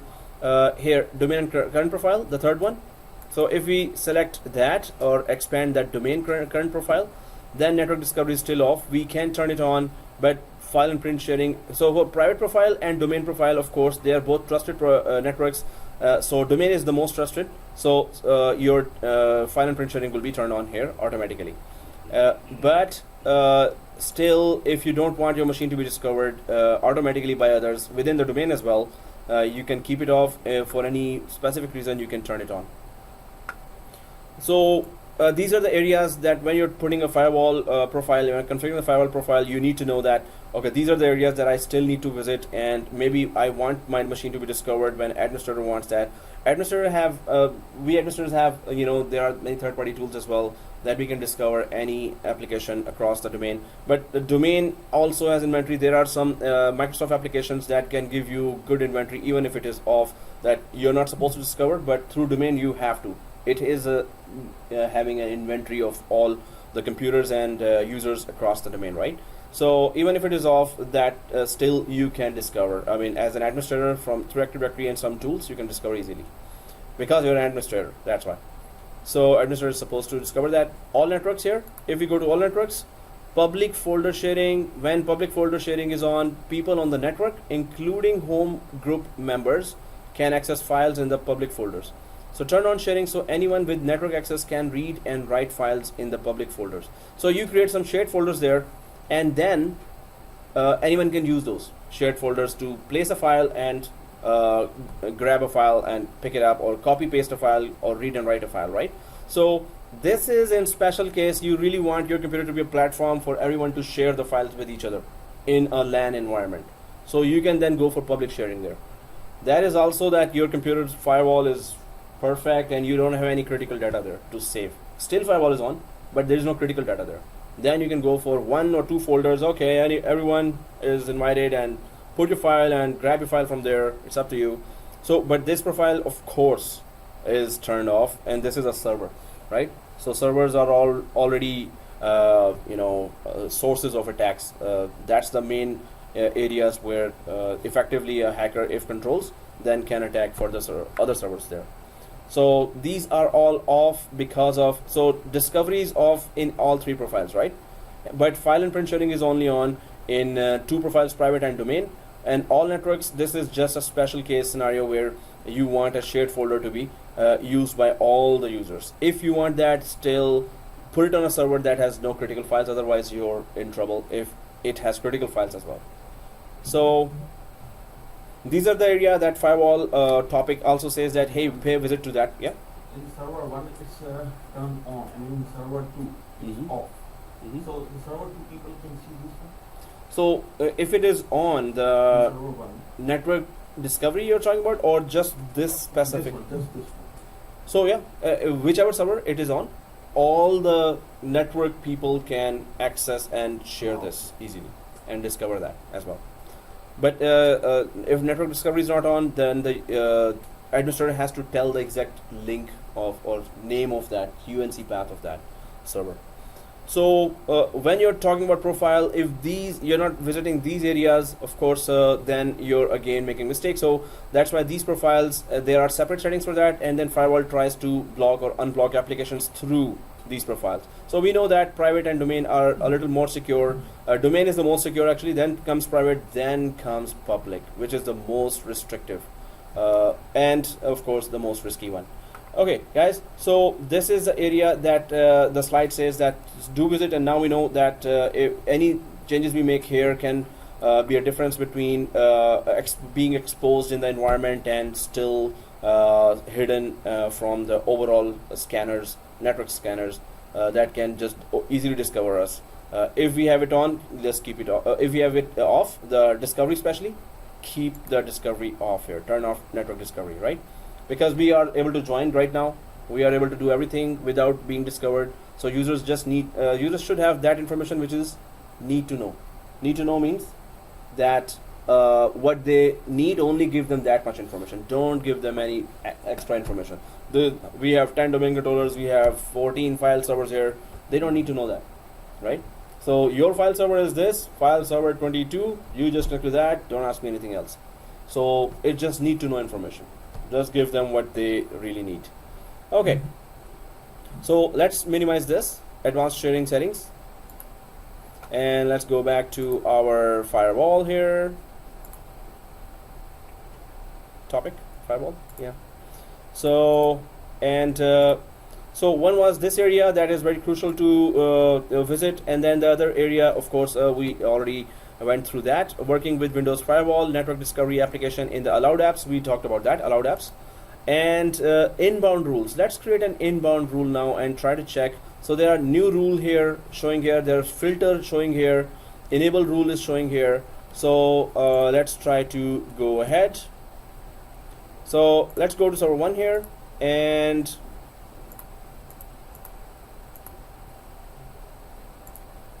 server 1.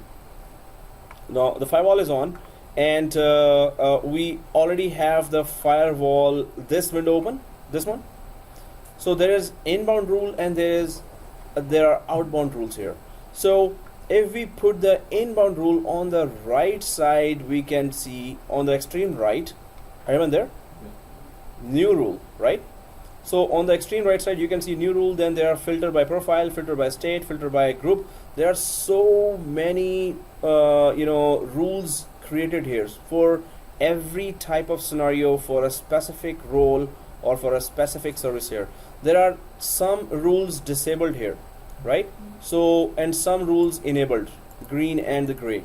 So echo request, inbound rule, ICMP v4, and then there is a group name here as well, and then profile, which profile is allowed, and program any, local address any, remote address any. If I try to read some more on the right side, I can go to the scroll. Oh, if you keep scrolling, you can see it's a long list here. I just kept scrolling here, right, to the end. So if you keep scrolling to the end, and there is remote address any, protocol any, local port, remote port, authorized users, authorized computers, authorized local principals, local user owner, and it keeps on going, application package. So what you want, who you want the application to access, from which computer you want them to access, from which port you want to access, what is the local port, what protocol through which you want them to access the application, and what is the remote address, what is the local address. So it needs a lot of information to really filter out that which users are supposed to be connecting to our application, which users are not supposed to be connecting to our application. So maybe there are Toronto users which are supposed to connect to your application, but New York users are not supposed to. So their IP, full IP range you can block here, right? Or you can just add block all and add just Toronto users. And it could be through Active Directory as well, that authorized users, and you can go for just security group of Toronto users and not New York users. So you can block whole bunch of people, group of people here, So let's just create an inbound rule and then go for outbound rule as well, just to check what are the options there, that how can you really secure your environment. So let's click the new rule here. And then now you can see a lot of options here. This is still an inbound traffic. So this means the traffic is leaving from our network to the internet, right? No. That again? Oh, okay. Oh. Welcome back. Okay, so No, So- I was thinking about Oh. the ports. Remember Oh, you okay. said port 53 and all that? Oh yeah, now we're gonna try to check that. Now we're gonna. Then, yeah. TCP, I see different port Yeah. numbers. TCP is a protocol that connects with the port. So we're gonna be configuring that now. So we're gonna discuss that. Yeah, you were saying? Why What's the different question? number? One is 53 and. Oh, you went That's a ahead. good question. I'm on this page. Are you on this page? No, the one before. Oh, one before. Okay, if I just cancel that, this one, right? Yeah. And their port numbers are 389 was the port for. Anyone knows? 389? RDP. No. So that is no. Again, RDP is exactly. You're right. So I was confused. Well, 3389 is Active Directory. If you go to the right side, 389 should be exactly as you said. If I go right there, it is Active Directory Domain Controller. Is it RDP or Active Directory? So what is 3389 then? So there is 389. 3389 is RDP. Yes. Yeah, RDP. So 389 and 3389. This is always confusing. So which one is one? Which? So if I ask you now, 389 is what?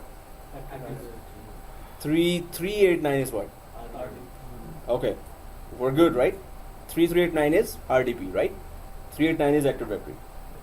Perfect. So yeah, I could have said it wrong, but then I will check it after 10 minutes. Okay, so 389 Active Directory, 3389 RDP. So just remember that, and it's gonna be that these are the more confusing ports which these services we use a lot. So this mention of ports will come again and again, but other services are, there are no comparisons of the ports like that. But yes, as you said that there are different ports showing here on the side. Let's just configure that and then find out how to do that, right? So inbound rules, if we go there and to the new rule here, now rule that controls connections for a program, then rule that controls connections for a TCP or UDP port, and predefined Active Directory domain services if you have any already predefined here. See, this is a very long list of what you want to block and what you don't want to block. And then go for custom. That means any program, any port, any predefined application you want. So if you go for predefined, suppose I'm just giving an example, so it already has the whole list of what programs or applications that this server contains, and whatever you want to enable or block communication for. So let's go for a program first. So inbound rule, that traffic is leaving from this network to the internet, right? So okay, hey, Tarun is like sitting on top of it. So inbound is that traffic is coming from outside to inside, right? So outbound is traffic is going from inside to outside, right? Hey, we're good. So program, rule that controls connections for a program. This is inbound. So next, I just selected program, the top one. Next, and then what program is coming from outside, or what connection request from a user or an application could come from outside to this program that is living in this computer, right? So does this rule apply to all programs or a specific program? So if we go for all programs in inbound traffic, or go for specific, if we go for specific, it is giving us a path here.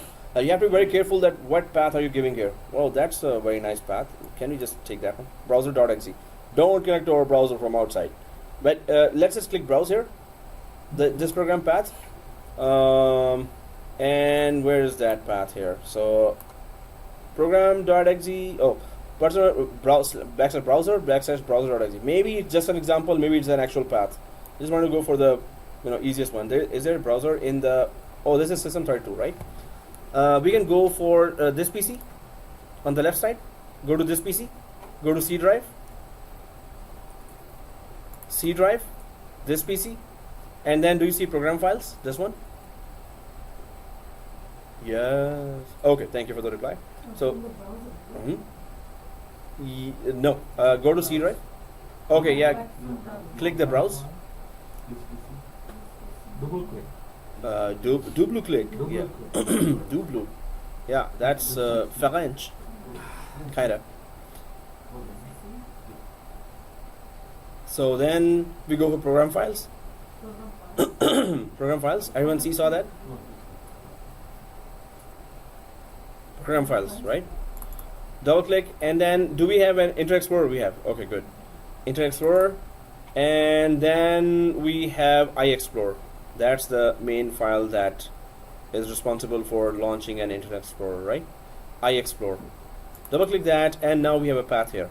So percent program file percent is the program file's // path there, and the rest is that path of the browser, right? So iExplorer is there next. Remember to remove those rules in the end because any next lab might be a problem. So allow the connection. What action should be taken when a connection matches the specified condition? So there are 3 conditions here that you're matching, that what do you want the restriction to be. Where do you want to block, where do you want to allow?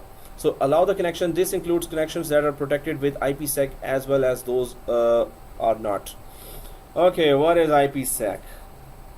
That is IP or Internet Protocol, and sec is security.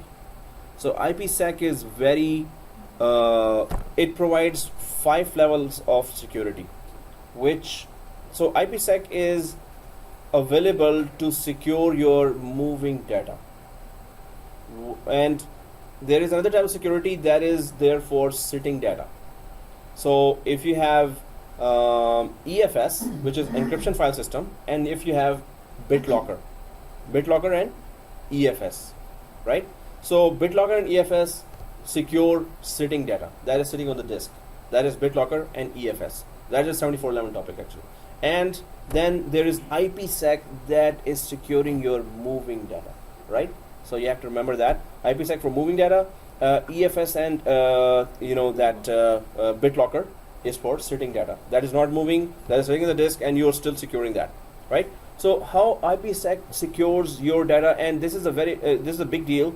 IPsec was not affiliated with Firewall before. So Windows 2008, 2003, Firewall was there, but IPsec was not there. So any moving data was coming there, so it was not encrypted. You know what's an encryption? What's an encryption? Encrypt. Security. How? Real form. So data is changed into unreadable form, right? So that's how encryption works. So if IPsec is there, it's going to do 5 types of security. First, is data encrypted or not?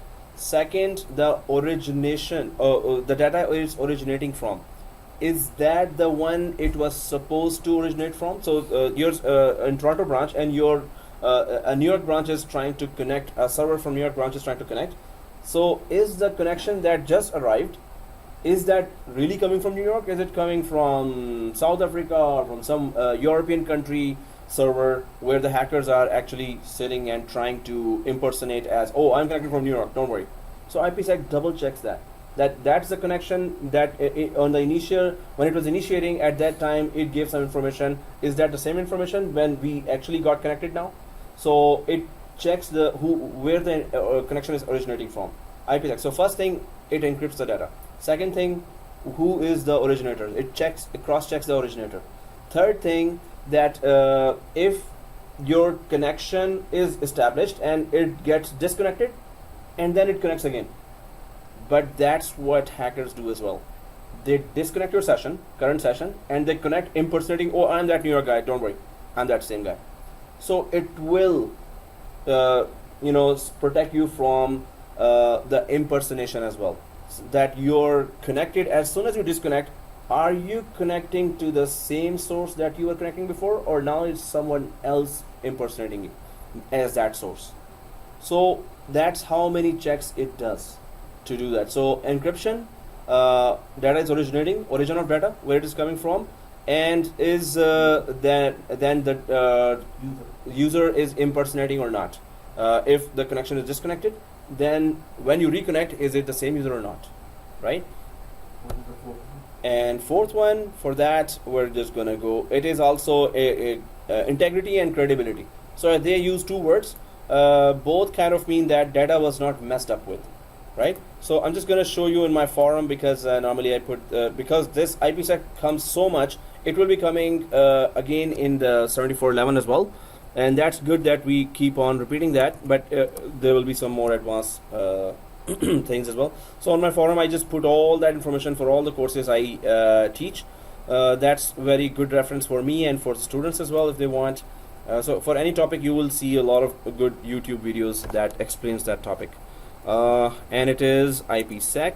Oh yeah, I already searched it, so it should be there. And the other two things are, if one day, Monday or Sunday, it's gonna search. Okay, I'll just click that because enter did not work. Okay, there you go. So IPsec, and here, yeah, so Internet Protocol IPsec uses cryptographic security services to protect communications over the Internet Protocol networks. IPsec supports network level peer authentication. So peer to peer, server to server, we are connecting the authentication for the server, right? Network level peer authentication. Then data origin authentication. We just talked about that. Data origin authentication. Then data integrity. Data is still the same, or is it different? Somebody just changed the data. So there is written 100,000, and somebody just added 2 zeros. Now the company is rich. Cool. Okay, so yeah, you can just add zeros. And then data confidentiality. This is called also encryption. Nobody changed the data, and nobody messed. Is it encrypted or not? So that's just part of the security. And then replay protection is what I was talking about. You're connected, and then you get disconnected for a second, and you're reconnected again, and nobody suspects anything. But now the hacker is connected. But how it will check the integrity? Yeah, integrity of. Integrity. Yeah. It could be changed. No, but it already has the current connection you have made. It has the information for that. It has the SID, not SID, but there are some unique identifiers for the connection as well that are created there. So those unique identifiers, if they change after reconnection, this means that's somebody else we are connected to now. So if those some identifiers which are only related to that server, only that server could have this kind of identity. If that identity changes, it's a totally different server now, the identity will change. So this means, whoa, we are being hacked now. It could be traced by the username also. Oh, that's pretty obvious, exactly. But hackers are much more advanced. They will impersonate as that username, unless you go for the background identities which are universal IDs and SIDs for that server. So that will all change. If they're no longer connected to that server, another server will be connected. So it has to cross-check all the encrypted data and all the identities of that server. So it will be definitely a hacker server now that it is connected to. But if hacker attacks from that server, then of course at least server is also checked. Connection is coming from New York. It is coming from that same server. But hacker attacked that server. From there, it disconnected and reconnected again with his own application. So if it can check that application as well on that server, then it can trace that. But still, these three ways: network level authentication, peer authentication, the server is the correct one.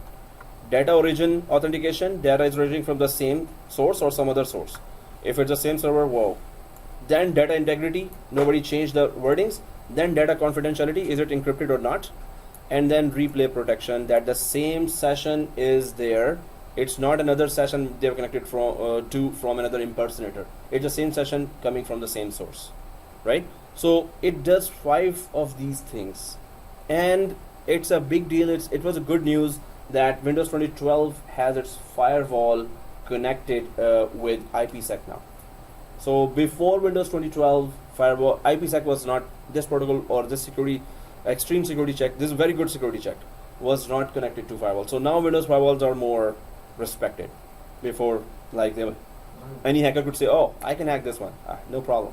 Now IPsec is there, so it's much more, because IPsec is used by Cisco. It's not Microsoft thing. So it's openly used by so many other security applications that IPsec must be there. You will see now that you will hear this word IPsec a lot in many applications that are remotely connecting. Especially if it's a moving data, you will hear IPsec, right? So, and you can see here, that's why I put this special line here. What is IPsec? And you are supposed to know that these 5 authentications, 5 ways that hackers attack, and 5 ways it's going to check that, right? So let's just go back here. We must know about IPsec, and if in the interview they ask that, then you can say that it is protecting us from moving data. Moving data is protected, and any type of changing for the data or the origin or the session. So many ways, and the server itself, the branch itself. So it checks many ways that are we connected to the right source or not. Okay guys, so we were trying to go for inbound rules. Let's just configure that. The main thing is we need to understand what are those terminologies that we are trying to configure, right? So what are the features? So allow the connection. This includes connections that are protected with IPsec as well as those are not. So there are some connections that are protected with IPsec, but IPsec is attached with the firewall. You can just use it to protect other third-party applications as well. Or allow the connection if it is secure. This includes only connections that have been authenticated by using IPsec. So secure means that only those connections allow which are secured and cross-checked by IPsec. If they're not cross-checked, don't allow that connection. So this is already good security measure that you go for IPsec. But there are some third-party applications. Suppose your company bought a hospital application that is third-party application and not Microsoft application, and it is having some lesser security measures, but that application your company spent $1 million on the licenses only because it has all the features for the hospital. But if it is not as secure, you have to go then back to allow the connection, whether it is protected by IPsec or not. But that then you're going for lesser security. This is more security. But then you have to tell the developers, hey, we are spending $1 million on your licenses for your application. So tell your developers to make it IPsec secure if there are outside moving communication between the application server and application client side. If there's a communication, I want it protected by IPsec. So then they will work on that, and because they need the client, big client. So anyway, or totally block the connection. So that's the third thing. Of course, we don't want that. So allow the connection if it is secure, or allow the connection if it is secure or not. So let's go for the first option here, secure or not. IPsec or not is the option. So let's just see the IPsec and the or not option. What is that? So first one, and click next. So when does this rule apply?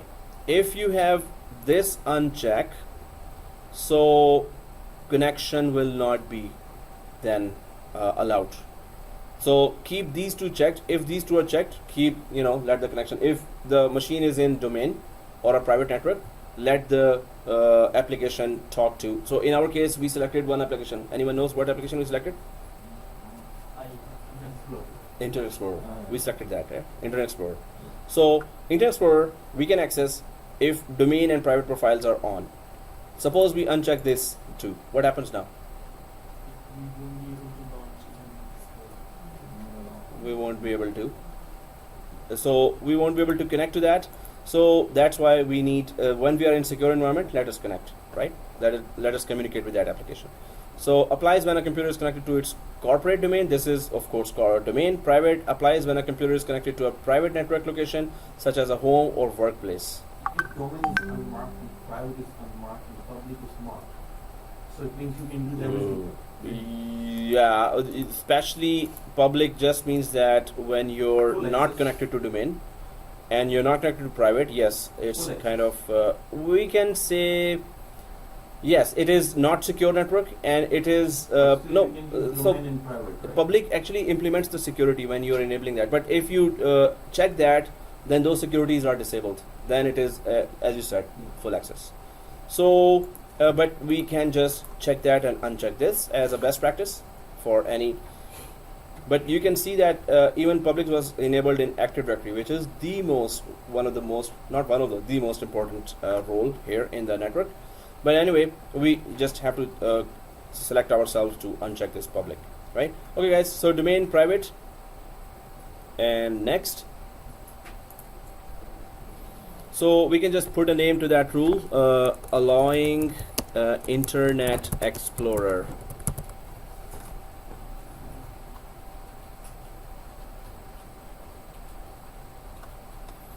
Allowing Internet Explorer. And let's click next. Okay. Okay. Finish. Yeah, finish, huh? Finish it. Yeah, I wanted more next here. Now that's not okay. Anyway, so these were all the options. Let's click finish. But where's that rule? So if we go to the Windows Firewall here, again, after click finish, everyone click finish, right? Finish, right? So where is that rule that we just created? Is it on the top? Oh yeah, allowing Internet Explorer. So this is an inbound rule. What is the difference between inbound and outbound? Let's go for outbound quickly. And just so inbound traffic can connect to our Internet Explorer. On this server, the traffic can communicate with Internet Explorer even though firewall is on. And if they are connected to domain and private profiles, they can communicate with our Internet Explorer. That's inbound rule. So outbound rule, if I'm connected to the administrator there to this server, can I send traffic outside through Internet Explorer? So if we go quickly to outbound rules and go for new rule here and program again, but well, okay, program again. Let's just see the rules now if it changes anything. So just to see that what is the difference between inbound and outbound first of all. Then we're going to go for port and predefined. So just port is the more important. The predefined is still the application that we are seeing for the program. Program could be anything. The predefined just means the same options of program but with a specific application, right? So let's still select the program just to check what is the difference between inbound and outbound rules, right? So next, and again this path, browse. So do we know the path for the application here? Internet Explorer. It is directly there opening, right? It is opening there directly. So I explore. Now this is the path. So now we're saying that this is an outbound rule. If I am connected directly to this server or remotely from remote desktop to connect to this server, am I able to send any data outside through this application to the other computers from this computer, right? So if you selected this, I explore, click next.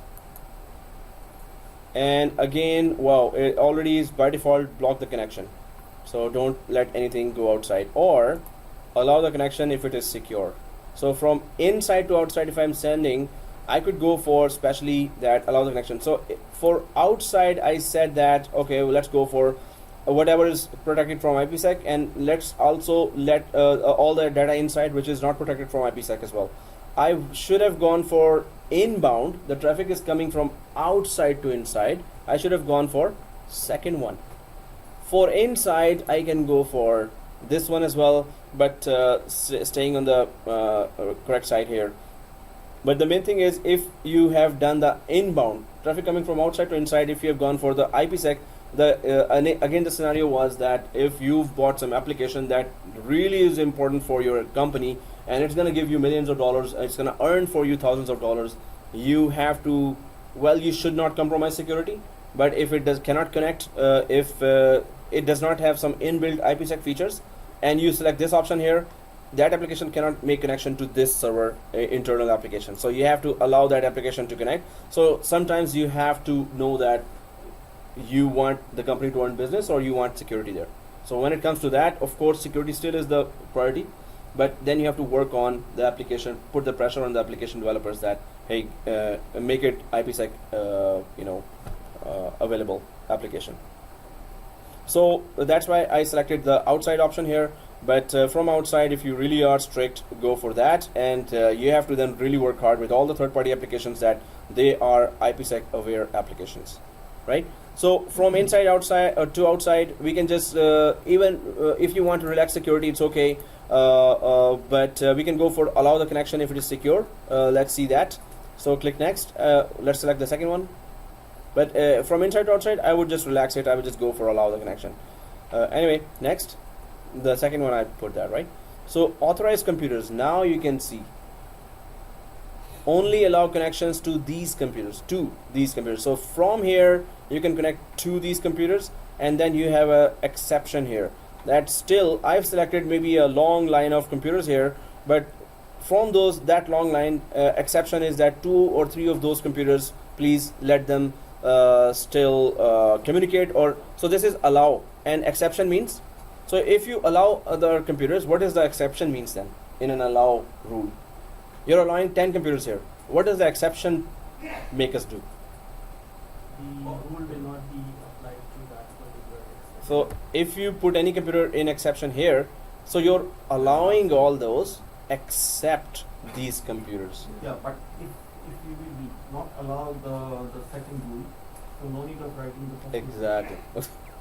Exactly. So if you don't allow the first rule here, if you don't put that computer here, suppose you put a full group of computers. Suppose there's a security group you created, and there are 200 computers there. And instead of adding all computers one by one, you just added the full group.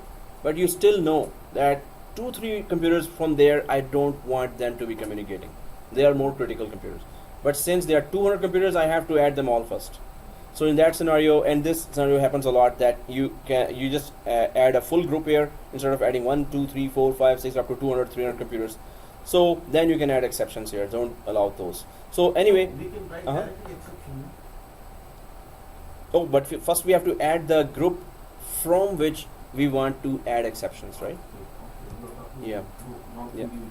No. So if it is group, then we can add exceptions here, right? So okay, guys, here it's gonna let us go. And does it say optional here? Okay, click next. So now again, when does this rule apply? So from inbound to outbound. So from inside to outside, the traffic is going. It is an outgoing traffic, right? So from inside to outside it's going. So from outside, so applies when a computer is connected to its corporate. So again, of course, we will at least remove the public here, because we want to work only inside our secure environments here. In a domain environment, I would just go for just the domain here. But when the connection is being made from inside to outside, of course you're inside the domain. Maybe you're connecting from VPN, so you're connecting from home as well. So then you can go for private as well. But otherwise, if it is the local server they're connecting from, then there's no point in relaxing the security. It should be this domain security only, right? So this means that if it is from inside outside to outside, I can go just for domain. It cannot be public. Nobody's making connection from public to here to make any further connections. So click the domain here and click next. And the rule is outbound Internet Explorer.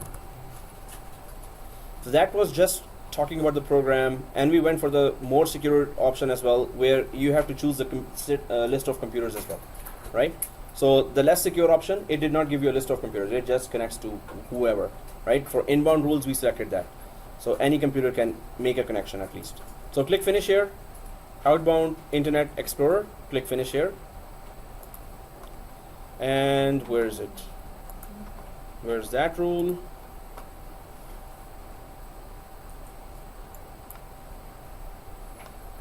So outbound is here, and because we put that secure rule, you can see the lock here, right? But where's the inbound rule?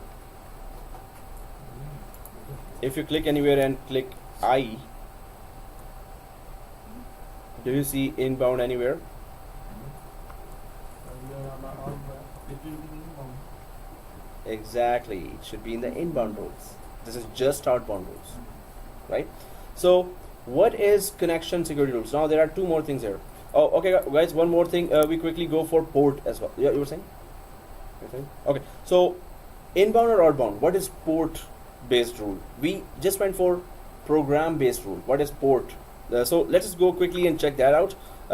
Select inbound rules again, but this time so click new rule here and select the port.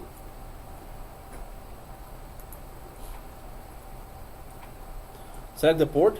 Rule that controls connections for TCP and UDP or UDP. Now it's not the program name exactly, it's not the program path exactly. Sorry? Inbound, right? Yeah. Inbound rule that controls connections for a TCP or UDP port, right? So select that and click next. Now you can see a different type of settings here. So does this rule apply to TCP or UDP? So you really want confirmation of, hey, the connection I made, I really need to know that the connection was made properly and there's a response should be coming for each packet that I sent there. Yes, I received that data. Yes, I received that data. Yes, I received. So it will keep on doing that. So you really want a confirmation of, yes, my connection was made there. My data that sent was received by the other side. So I would go for TCP. If it's kind of, I'm sending a broadcast, it's kind of, I'm sending a data, but I don't care if it reaches the destination or not. So I can go for UDP as well. TCP here, let's select that. Does this rule apply to all local ports or specific local ports?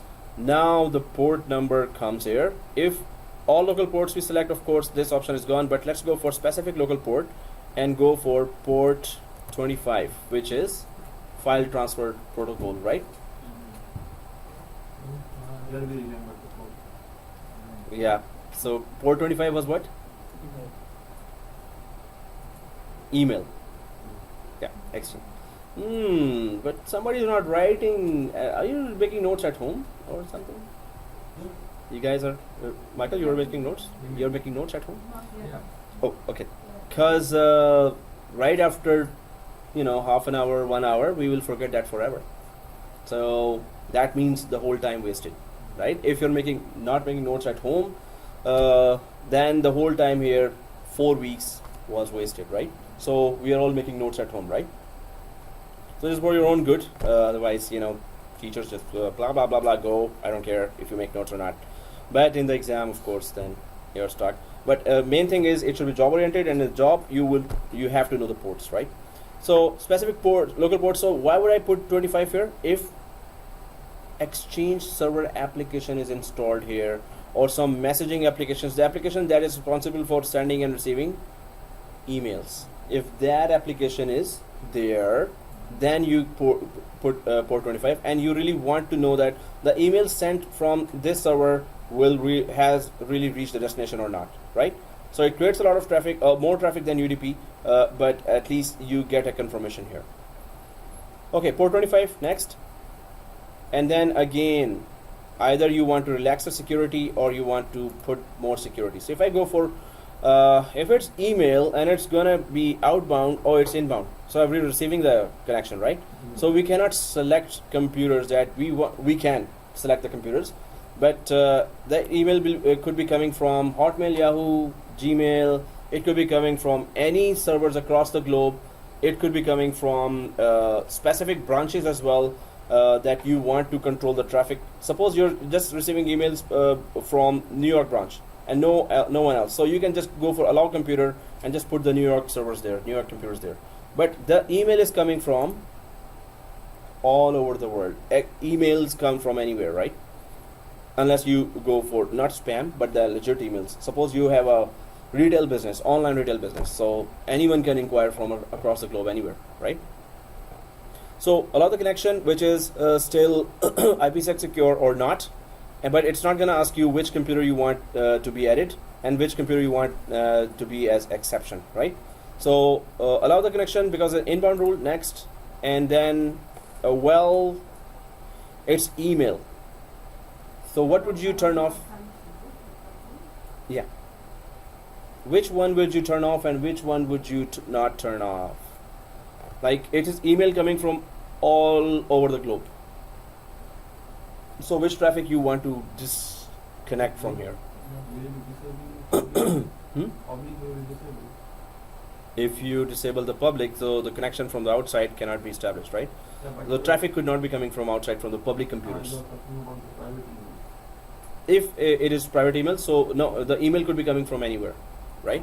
So we could allow the connections to be made to this server from public domain as well. I would not mess with the firewall on an Exchange server application. Exchange server has its own very good security of an Exchange server course is also taught here, and you will see how in-depth is that. and then there's an Exchange Online version there as well on Office 365. Anyway, so we can just keep all of those open, or we can just say that, okay, whoever is part of our domain can email us, whoever is part of connecting from private networks, which are secure networks, can connect, but anyone sending from public networks may not. So somebody sitting in McDonald's and sending you an email from internet connection from Hotmail, so they should also be allowed then, right? So it's an email. So it was port 25 file transfer protocol. I would just make sure that it is coming from legit resources. Email is coming from all the resources, right? So what, right? Is it port 25 file transfer? Okay. So if it is FTP port 21, right, for file transfers. You got me there. Actually, accidentally, mistakenly said that. So this time I was not testing. But this impression, this game really serves my purpose as well. Sometimes I genuinely forgot something. Oh, see, I was testing you. No, okay. But most of the time I accept that I forgot that. Okay, so let's just keep all those domain profiles there. But the main thing is we are discussing what we can do and what we cannot do, or what we should do or we should not do, right? In a production environment, don't do that. In a production environment, you can just select whatever you want. The main thing is, did we understand what it does if we unselect that, and what it does not do if we select it, right?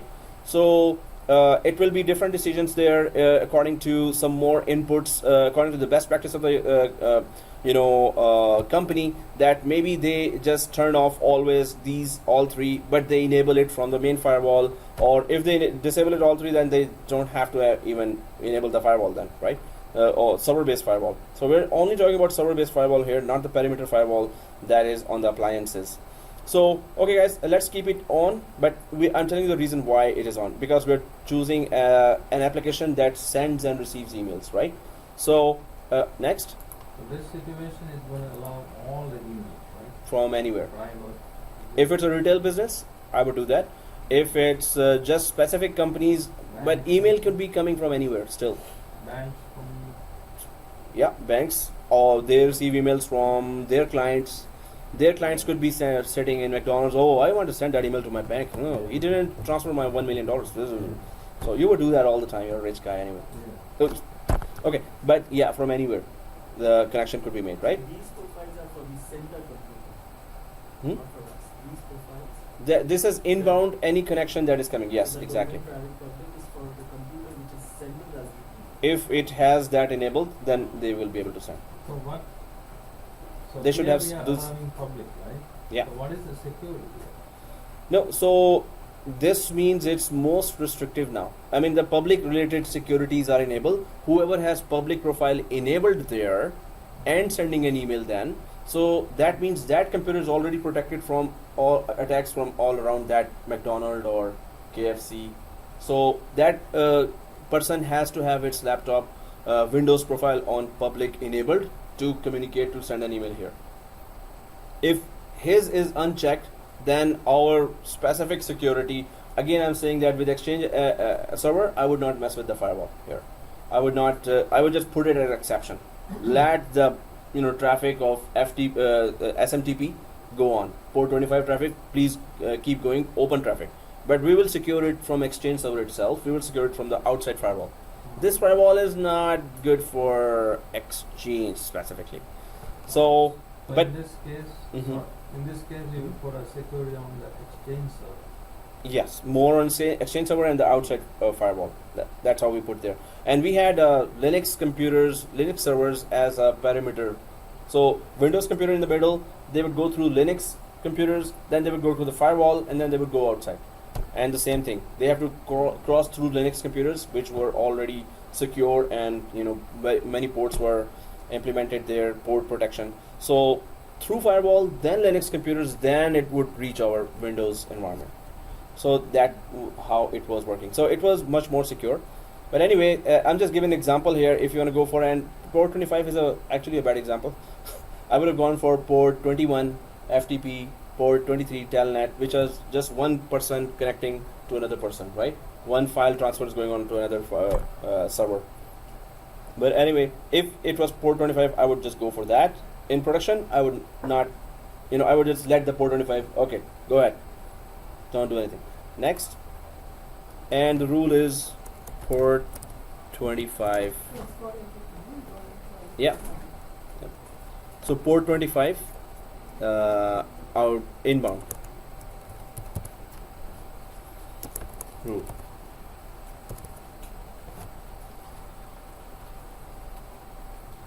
Okay, finish. This means it is from Finland. It is Finnish. So, okay guys, so we try to know that what is port based rule. You just have to define a port and whether it should be TCP or UDP.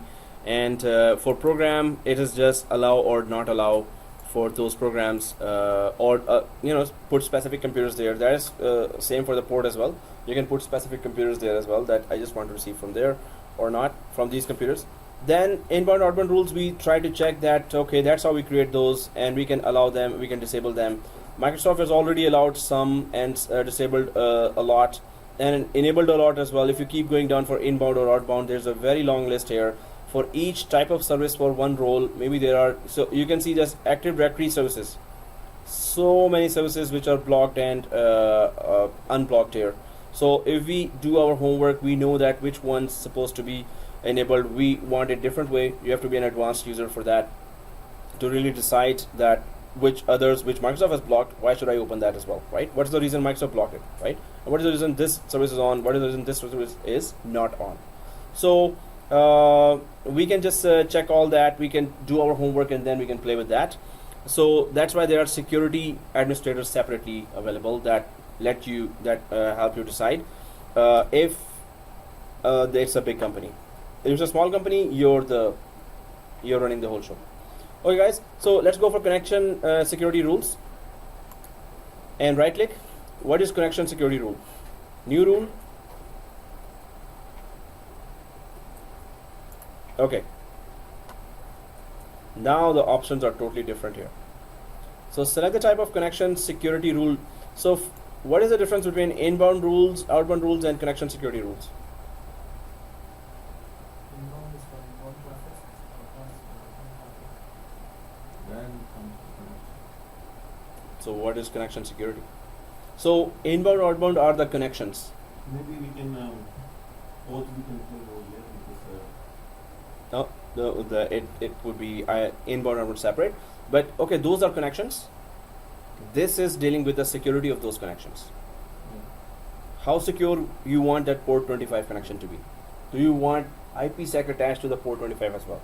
So those are just connections, right? Although there are some built-in securities to that as well, that which computers should it come from. But then what more security you want to put on those connections that you just created the rules on, right? Those are just rules for the connection, but these are the security for those rules now. So then there are securities here. Select the type of connection security rule here. What type of connection security rule you want? And then isolation. Restrict connections based on authentication criteria, such as domain membership or health status. So that's very easy. If the computer is part of the domain, let it connect to our environment. If it is not part of the domain, do not let it connect to our environment. Health status. What is the health status? If you're having a stomach flu, then don't connect to our environment. Okay. It says health status. What is that? Health. It's our health, right? Whose health is it talking about? The PC is invested or not. Yeah. It's computer's health, right? So if it is, computer has old virus signatures. Virus signatures, we know that, right? Signatures. What are signatures? Virus science, what is autograph? What is virus signatures? The leftovers. Huh? Leftovers. I mean to say, if you uninstall the program Oh, okay. and Some files are still files are okay. That is also, but antivirus signatures. Do you know what that is? It's the newest files that has more knowledge of. Oh, yesterday there were 20 more viruses introduced. I have the ways that file can actually block them or delete those files, which is having that file knows new viruses. So if it is old signature, you never updated the antivirus for last 2 months. So there have been so many new viruses that were created, and the new file does not, the file level you have on the antivirus, it doesn't know the new viruses now. So you have to update your antivirus by clicking the update button. Normally it does automatically if you have purchased that. Otherwise, make sure that you update that so the new file will know the new latest introduced viruses around the world. So if they are old virus signatures or definitions, we can say signatures or definitions of the antivirus. So health status is then alerted that okay, it is on very old level of definitions and signatures antivirus. So don't let it connect now. Health status also means that Windows updates are not there, right? So Windows updates are not there, antivirus is not there, then you're in big trouble. And maybe firewall is not on, then that also causes a health status warning. That firewall is not on, Windows updates are not latest, and antivirus are not latest. So then isolation means don't let any user connect from that computer that has these three things not enabled or latest, and they are not joined to the domain. So this is the most restrictive one. That okay, I have to be part of the domain and I have to have my computer really healthy computer, then I can connect, otherwise I cannot. So authentication exemption. Do not authenticate connections from the specified computers. So don't authenticate. Come on in, man. It's a party, yay. Okay, so no, there will be other securities, but do not authenticate at least. You're part of the domain or not, we don't care. Just come in, right? Have the connection. Server to server, it's just one specific server to one other specific server. If it's a third server, server 1 and server 2 have been defined here in server to server, but server 3 wants to connect, so you cannot. You have to define that server 3 inside that server. Tunnel. What is tunnel? You know, we know what's tunnel, but yeah, here we don't. Yeah, exactly. So tunnel, anyone want to define in IT what thing is called a tunnel? It's a private connection between two computers where all the data transfer is encrypted. Exactly. So tunnel is it's the word that is used that your connection, you made the connection through a jungle of internet. Internet is a full jungle. Anyone could be scanning anyone else, but you create a tunnel in that jungle, right? So now only you're securely crossing that jungle of internet to the other party, to the other branch. So this means that when you make a connection through internet, it is very secure. The data is encrypted. Although everyone is trying to attack, everyone is trying to grab that, but it is encrypted and secure connection from your company to another company, from your house to a company through VPN, virtual private network, right? So tunnel means a very secure. There's authentication there, and also encryption is there. That is called a tunnel. And in 3411 there is a VPN lab coming, virtual private network, where we go in depth what kind of security protocols are there that makes our connection between two parties very secure on the jungle of internet. Ta-da. VPN is part of tunnel or? VPN creates a tunnel between home user to the company. So that's tunnel. And authenticate connections between two computers. It's authenticate connections. So you really have to know where is the connection coming from, and then the encryption of data as well. Okay guys, so custom means all four of those, a combination of all four, right? Let's go for custom so we could just see what other options we can see. It's gonna just offer all those options now. So we can just go in one check, one process. So next,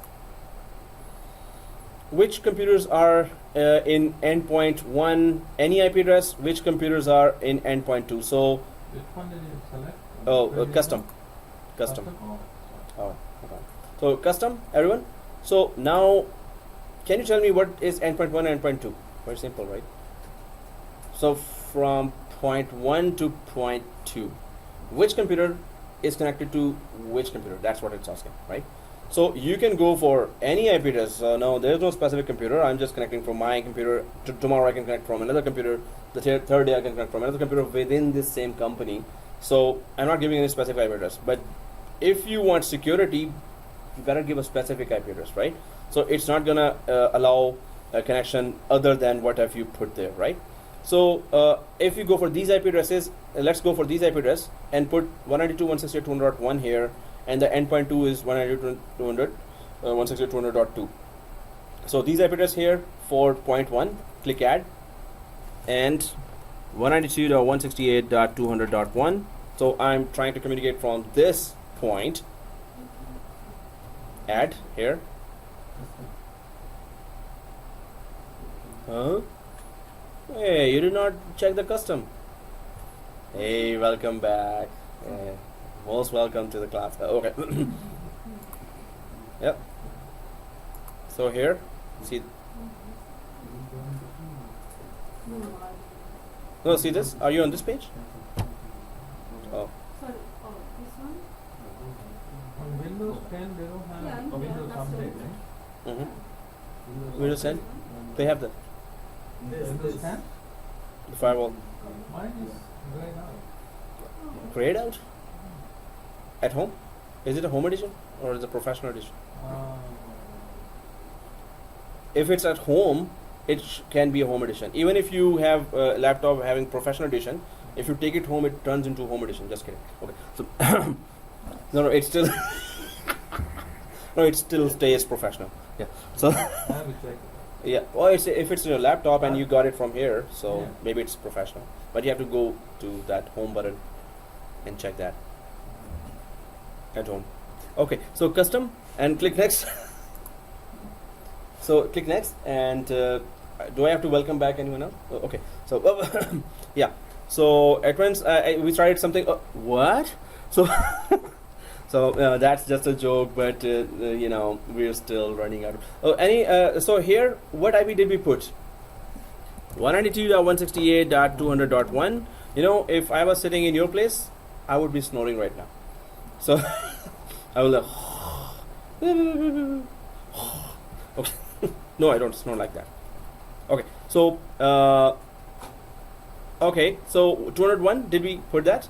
We can put the whole range here as well, right? So press OK. So endpoint 1 is our first server. Endpoint 2 would be our second server. Well, whichever server in a production environment, but here we have server 2 as the second server. So let's just add 192.168.200.2. Add 192.168.200.2. Press OK.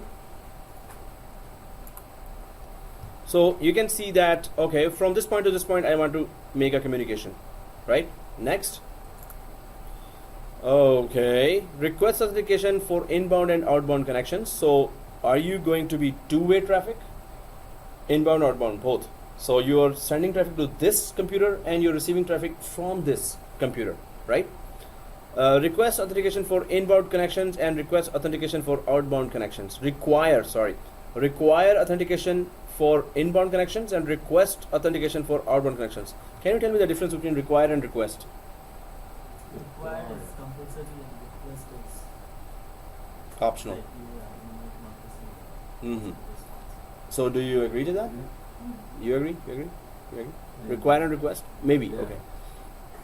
And you agree? Require and request, right? So require is something compulsory. Yeah? Yeah, when you send an email, why?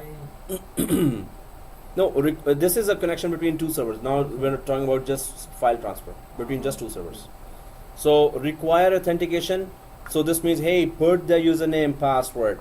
But request authentication. So put the for inbound connection. Whoever's connecting from here, from outside to inside, make them put the password, username, password. Oh, you're connecting to my computer to the shared folder. Okay, give me the username, password first. And request authentication is just that, okay, it is not compulsory, but I hope you're joined to the domain as well, right? So give me a username, password, require authentication for inbound connection, but request authentication for outbound connection. So the request is an option that you're connecting from inside to outside now. So you don't have to put username, password. I'm about to initiate a connection to request something. So to get some file from inside to outside, right? So don't put your username, password there. So that's good. And the third one is require authentication for inbound and outbound connections. So require, it's a must that for both connections you want to put username, password there, right? And do not authenticate at all. That is, we lost the purpose of creating the whole security here. So request authentication for inbound and outbound connections, this is just an option that you want to put, okay, put the username, password, otherwise you can skip it and go ahead. There is nothing like that. If you want to make security very strong for inbound, but I don't want to do anything for outbound. There is nothing like this. Well, that's the second option. So require authentication for inbound. No, but still outbound is there. Now outbound is we ourselves trust ourselves. So we are requesting something that we want filed from inside to outside. We're setting. So we are okay with ourselves. Suppose somebody else is using my computer, yes, then I would want outbound security to be there as well. Yeah, I know, but Mhm. I don't want this option at all. Hmm. So there is a require for inbound as well, outbound as well. Here, the third one is actually talking about that you have to put when you are connected to this directly to this computer. Maybe I'm not expressing. Mm-hmm. We have two scenarios over here, one for in and one for out. I Yeah. don't want to play anything with outbound. Just Oh. So inbound should be very secure. Outbound should, I don't care about that. So that is require authentication for inbound. That's still it's requesting, no? yeah, it is still request. Requesting mean option. Okay. You can skip that. Okay. Right? So request is not mandatory. So request authentication for inbound and outbound is just that it is optional. So authentication is not required. Authenticate whenever possible, but authentication is not required. So let's just select the first option here and next. Default. So what authentication method would you like to use? Hey, somebody snored here. Oh, okay, so it was Tarun, huh? Who's the busiest guy? He snored, yeah, right? Hey, he's the only one making notes here. Come on. So, so authentication method would you like to use? So, what authentication you want? Use authentication method specified in IPsec settings, or use Kerberos v5. Use computer Kerberos advanced. Anyone ever heard of Kerberos before? No. Kerberos. Somewhere. That's good. Huh? What is that? So, oh, somewhere in Google that you're Googling right now. Okay. So Kerberos is an authentication system used by Active Directory. It was not created by Microsoft. And the specialty of Kerberos is, if I want to explain it in one line, password never travels over the network to get authenticated. The username puts the user puts a username password. A ticket is created and it travels to the domain controller, and from there it tries to decrypt that ticket and then tries to know, oh, is this user joined to the is our activity user or some other user. So the main thing is in Kerberos, password never travels over the network. That's the main one thing. If you say that in interview, you will have to explain a lot. It's a ticketing system where password never travels over the network is the shortest I can tell. In 7411 we're going to be going in depth with Kerberos, and you must. One student in Humber, we were discussing Kerberos a lot for I always play a video there, and that video explains Kerberos. So what happened, that interview came next week for so in the interview they asked Kerberos as well. He explained in detail what is Kerberos, the way we discussed it, and yes, he got the job. It's just Kerberos also impressed them, but he also had some previous experience. So overall he said that in Kerberos we discussed so much, so this must have impressed them, because it's something that not many candidates in the interview can talk about. So we're going to be talking about Kerberos as well, and I always do talk about that when we are a little ahead in our concepts of basic concepts, right? Then we go for Kerberos. So 7411 we're going to be going for Kerberos. What is that? We're going to run the video, then we're going to talk about that. But anyway, the one-liner for that is that it is a ticketing system for authentication. Okay, I still changed one more thing here. It is a ticketing system for authentication. It's only authentication, nothing else. It is a ticketing system for authentication where password never travels over the network. In all the system, password never travels. Yes, that's a specialty of that. So you cannot get hacked. But if you take any system, Kerberos. password travels. If it is Kerberos, No, I'm talking Yeah. apart from Kerberos. Kerberos, yeah. So if no, there would be another There are- authentication method. The authentication But method mostly would be the different, user right? Travels, username travels, and Yeah. password never travels. No, password travels in some cases, yeah. and sometimes it is clear text password that any sniffer can just grab it and there's a password. It's not even encrypted. Otherwise, password does travel again as well with encryption. But in Kerberos, only username travels then. Password. So in other authentication systems, it maybe I haven't heard anything better than Kerberos, but there may be others that also require that, hey, we don't need your password to be traveling. But some weaker systems, they actually, if the password is not there, not traveling over the network, it's not gonna communicate. It's not gonna authenticate you.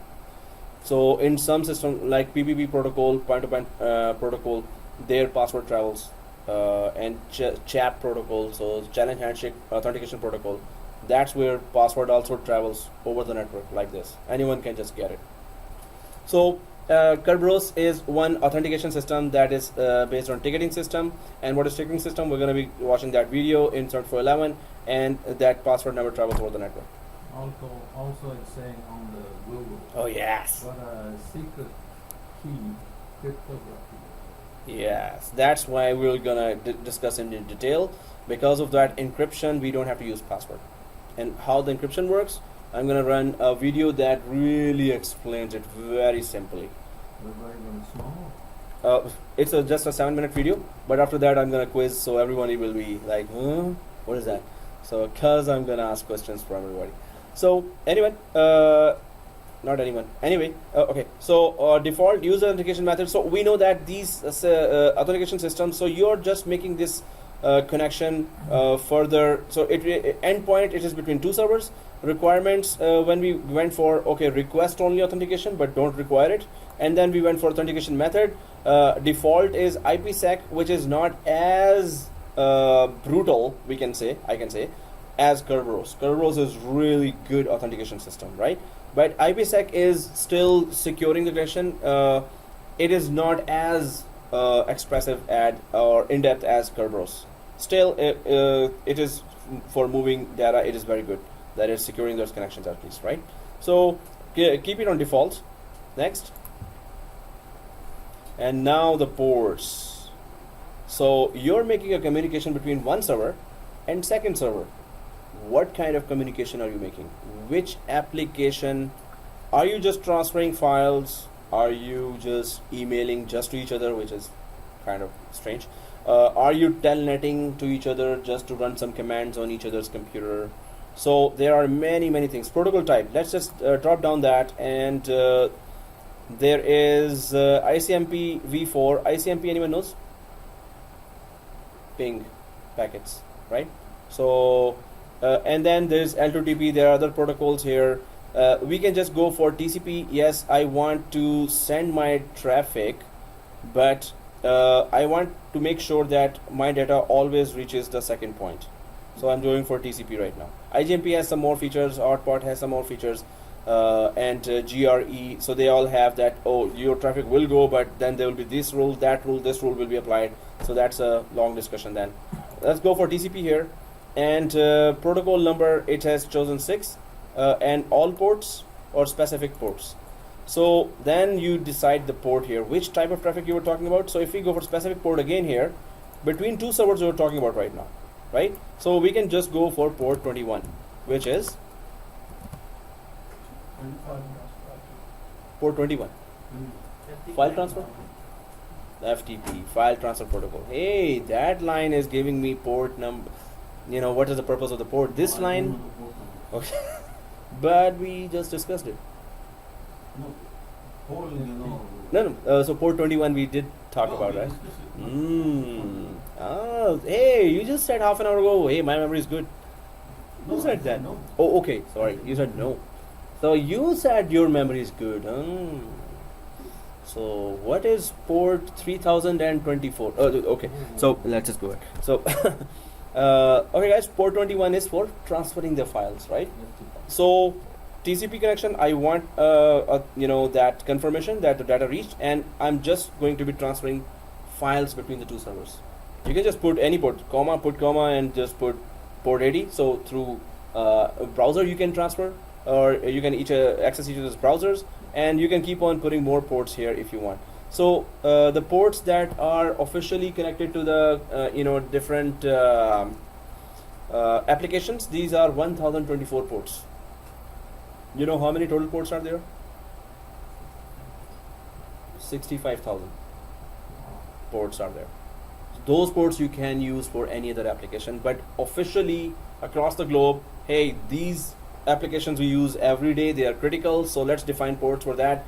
Don't so one developer is creating his own application, so don't just add these very critical ports to your application, right?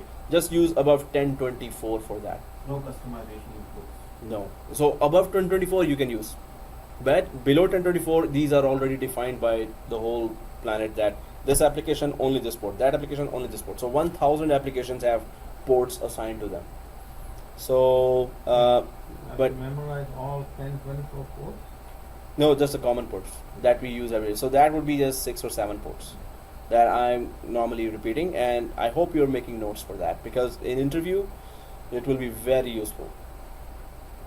Okay guys, so port 21 right now, so the traffic between the two servers is just file transfer that I want, and I already put that no authentication required. I don't want to put passwords every time I want to transfer the file, and all other exceptions there I put in the back.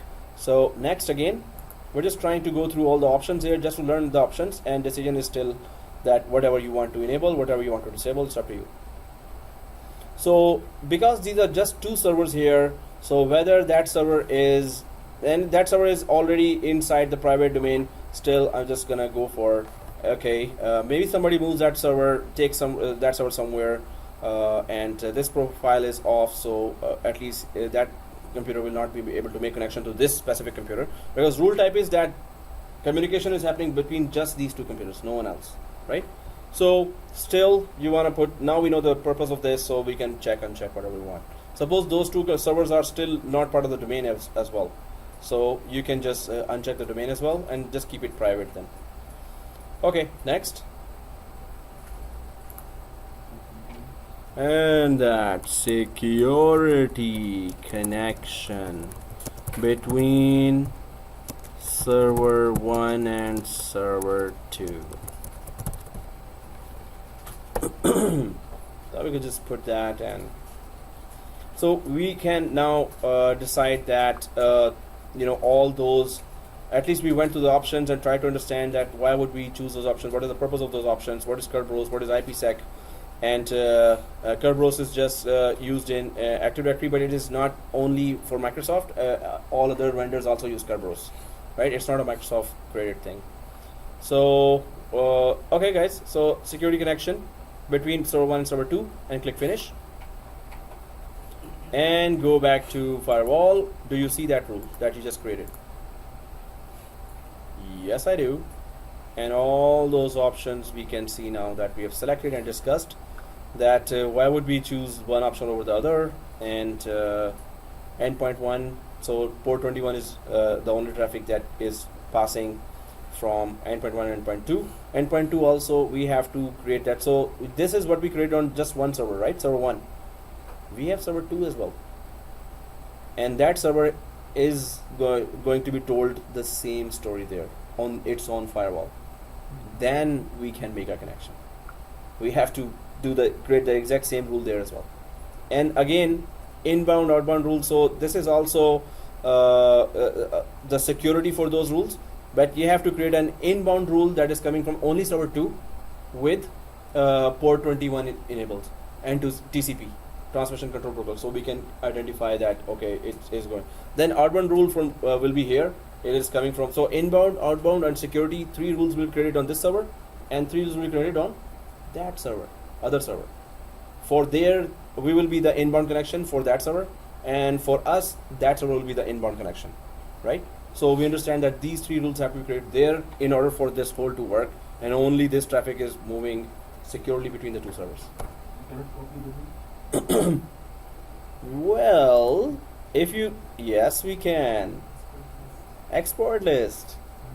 If you right click here, connection, and export list, whichever configuration you want to copy or export, always check, right click that main thing and go for export list. Normally commonly is there. If you go for group policy, export list will be there as well. All policies you can just export. Work as a copy. Hmm? Novels. Yeah, export list is that maybe you have 10 or 20 rules that you really worked hard and discussed, and after 6 months you have 10 or 20 rules here. You can export the whole thing and import it somewhere else as well. But for inbound and outbound, Do we have the export list there? no? Oh, then go ahead and create that. So no, if we right click here, yeah, there is export policy here as well, right? So, but we go for export policy. If we click that, so WFW, so it is World Wrestling Federation. No, it's not. World Firewall Federation. Okay, just kidding. So WWF. The thing is that if it does not have, so what we have directly here, export, and then what we have here for policy. So hopefully it will just export all those what we have configured here as well. So yes, because there are so many, definitely that question is legit that, hey, we want to export that, so what we would do. That's exactly what I would think as well if I had that problem here. So then there's monitoring that monitors all what we did, and that's go home now. Oh, just kidding. Yeah, you were saying? Hey, you're ready to go home. Seriously? That was like, you just hurt my feelings now. Okay. Because I'm taking medicine, so. Oh, that's sorry, you're on medicine as well. Yeah. Hey, it's okay. So you can close your eyes, and I know that you're listening because you proved today that you're on top of it. So that's good. Okay, guys. So monitoring has firewall monitoring, and then connection security rules. Whatever we created there, it can monitor. And then there are those security associations, which is specific to IPsec, main mode and quick mode here. So for security associations, now let's just go back to the slide here, and this time we're really gonna snore. No, just kidding. Please don't snore, because I'm gonna be asking. Can I ask you a question before you go? Yeah, sure. You know, from the connection security rule, right? Yeah. Here. Can you do the same rule with many computers through group policy? Good idea. Yes, we can. Through group policy, we can, make any firewall change through group policy and put it on 10,000 computers. Adding one to one. Exactly. So if it is, suppose you have Windows 8 and there are 10,000, so you can enable the firewall security there on all of them with group policy. The same thing, inbound rule, outbound rules, but put it on 10,000 computers So instead there of is one. no option for group policy. Oh, there are many options for group policy. So those group policy options, we're going to be going for 7411. 7411 is in-depth group policy. Here we just touched it. We just touched the surface for group policy. And we have no class today. Oh, no, just kidding. Huh? He's in this room. Yeah. This is the Hey, washroom. she's looking Come for on through. Raj. We were recording all that. Okay. So yeah, this video, just I'll delete it at home. So no, it's not that bad. Okay, guys. So let's go for that slide here. And since we are all ready to go for home. Okay. So let's just because here I just wanted to go for what we haven't discussed. Security mode, talked about configuring profile settings, incoming firewall is turned on, incoming traffic is blocked, outgoing traffic is allowed. Oh yeah, that's what I was saying, that always in firewall when it's on, so incoming traffic is blocked, outgoing from inside to outside it never blocks that. So yeah, we did talk about that, but we talked about that independently. Then we went for that and take that and that. Okay, that's why it is 40 slides. They're all pictures. Do we understand this picture? We just went through that now, right? So okay, so anyway,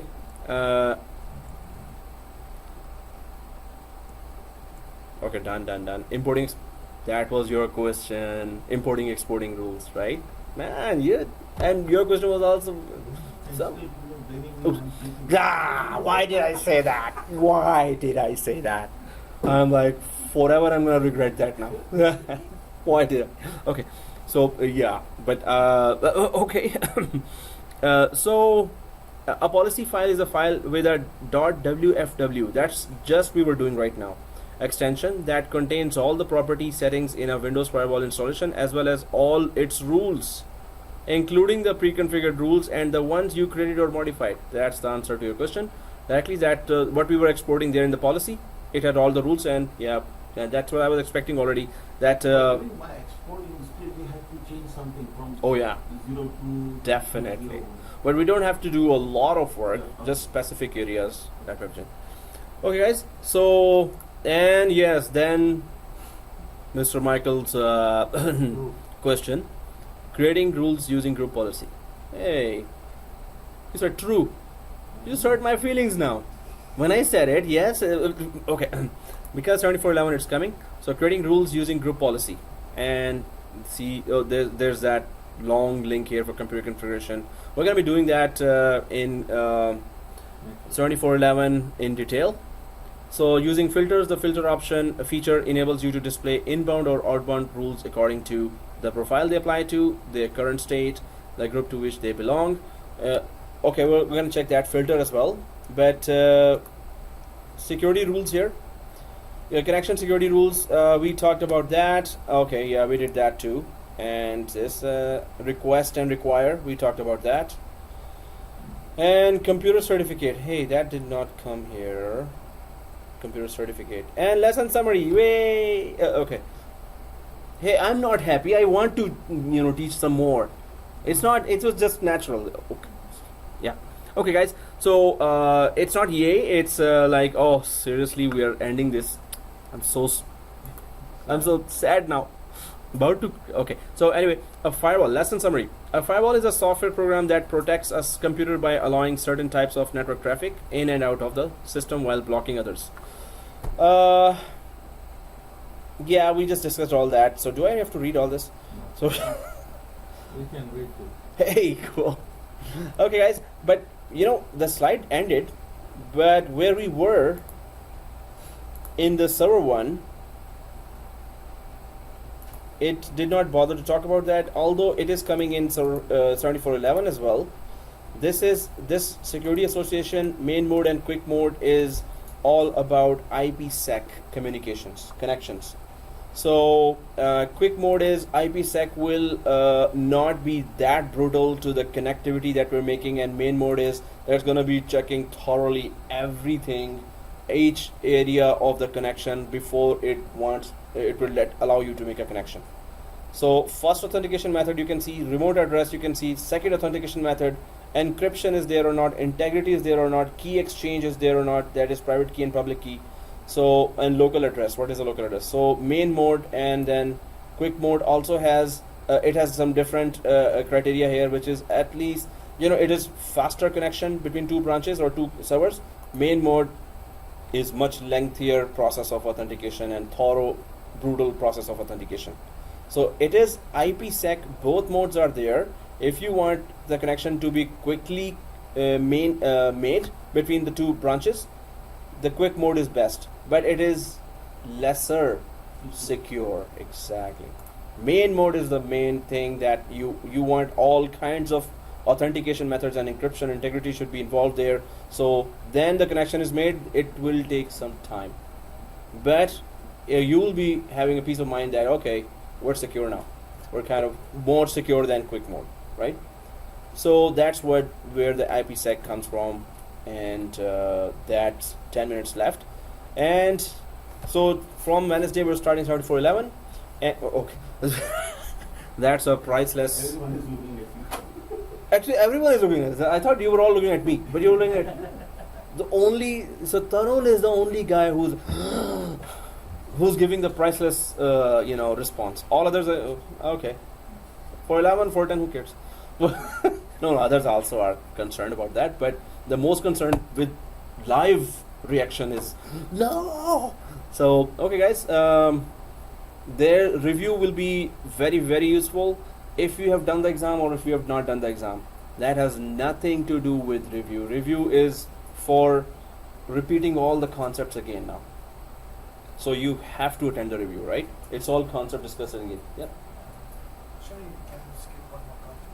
Oh, okay. Okay, my daughter. Oh, okay. Sure, sure. Okay, That's fine. thank Sure. you. No problem.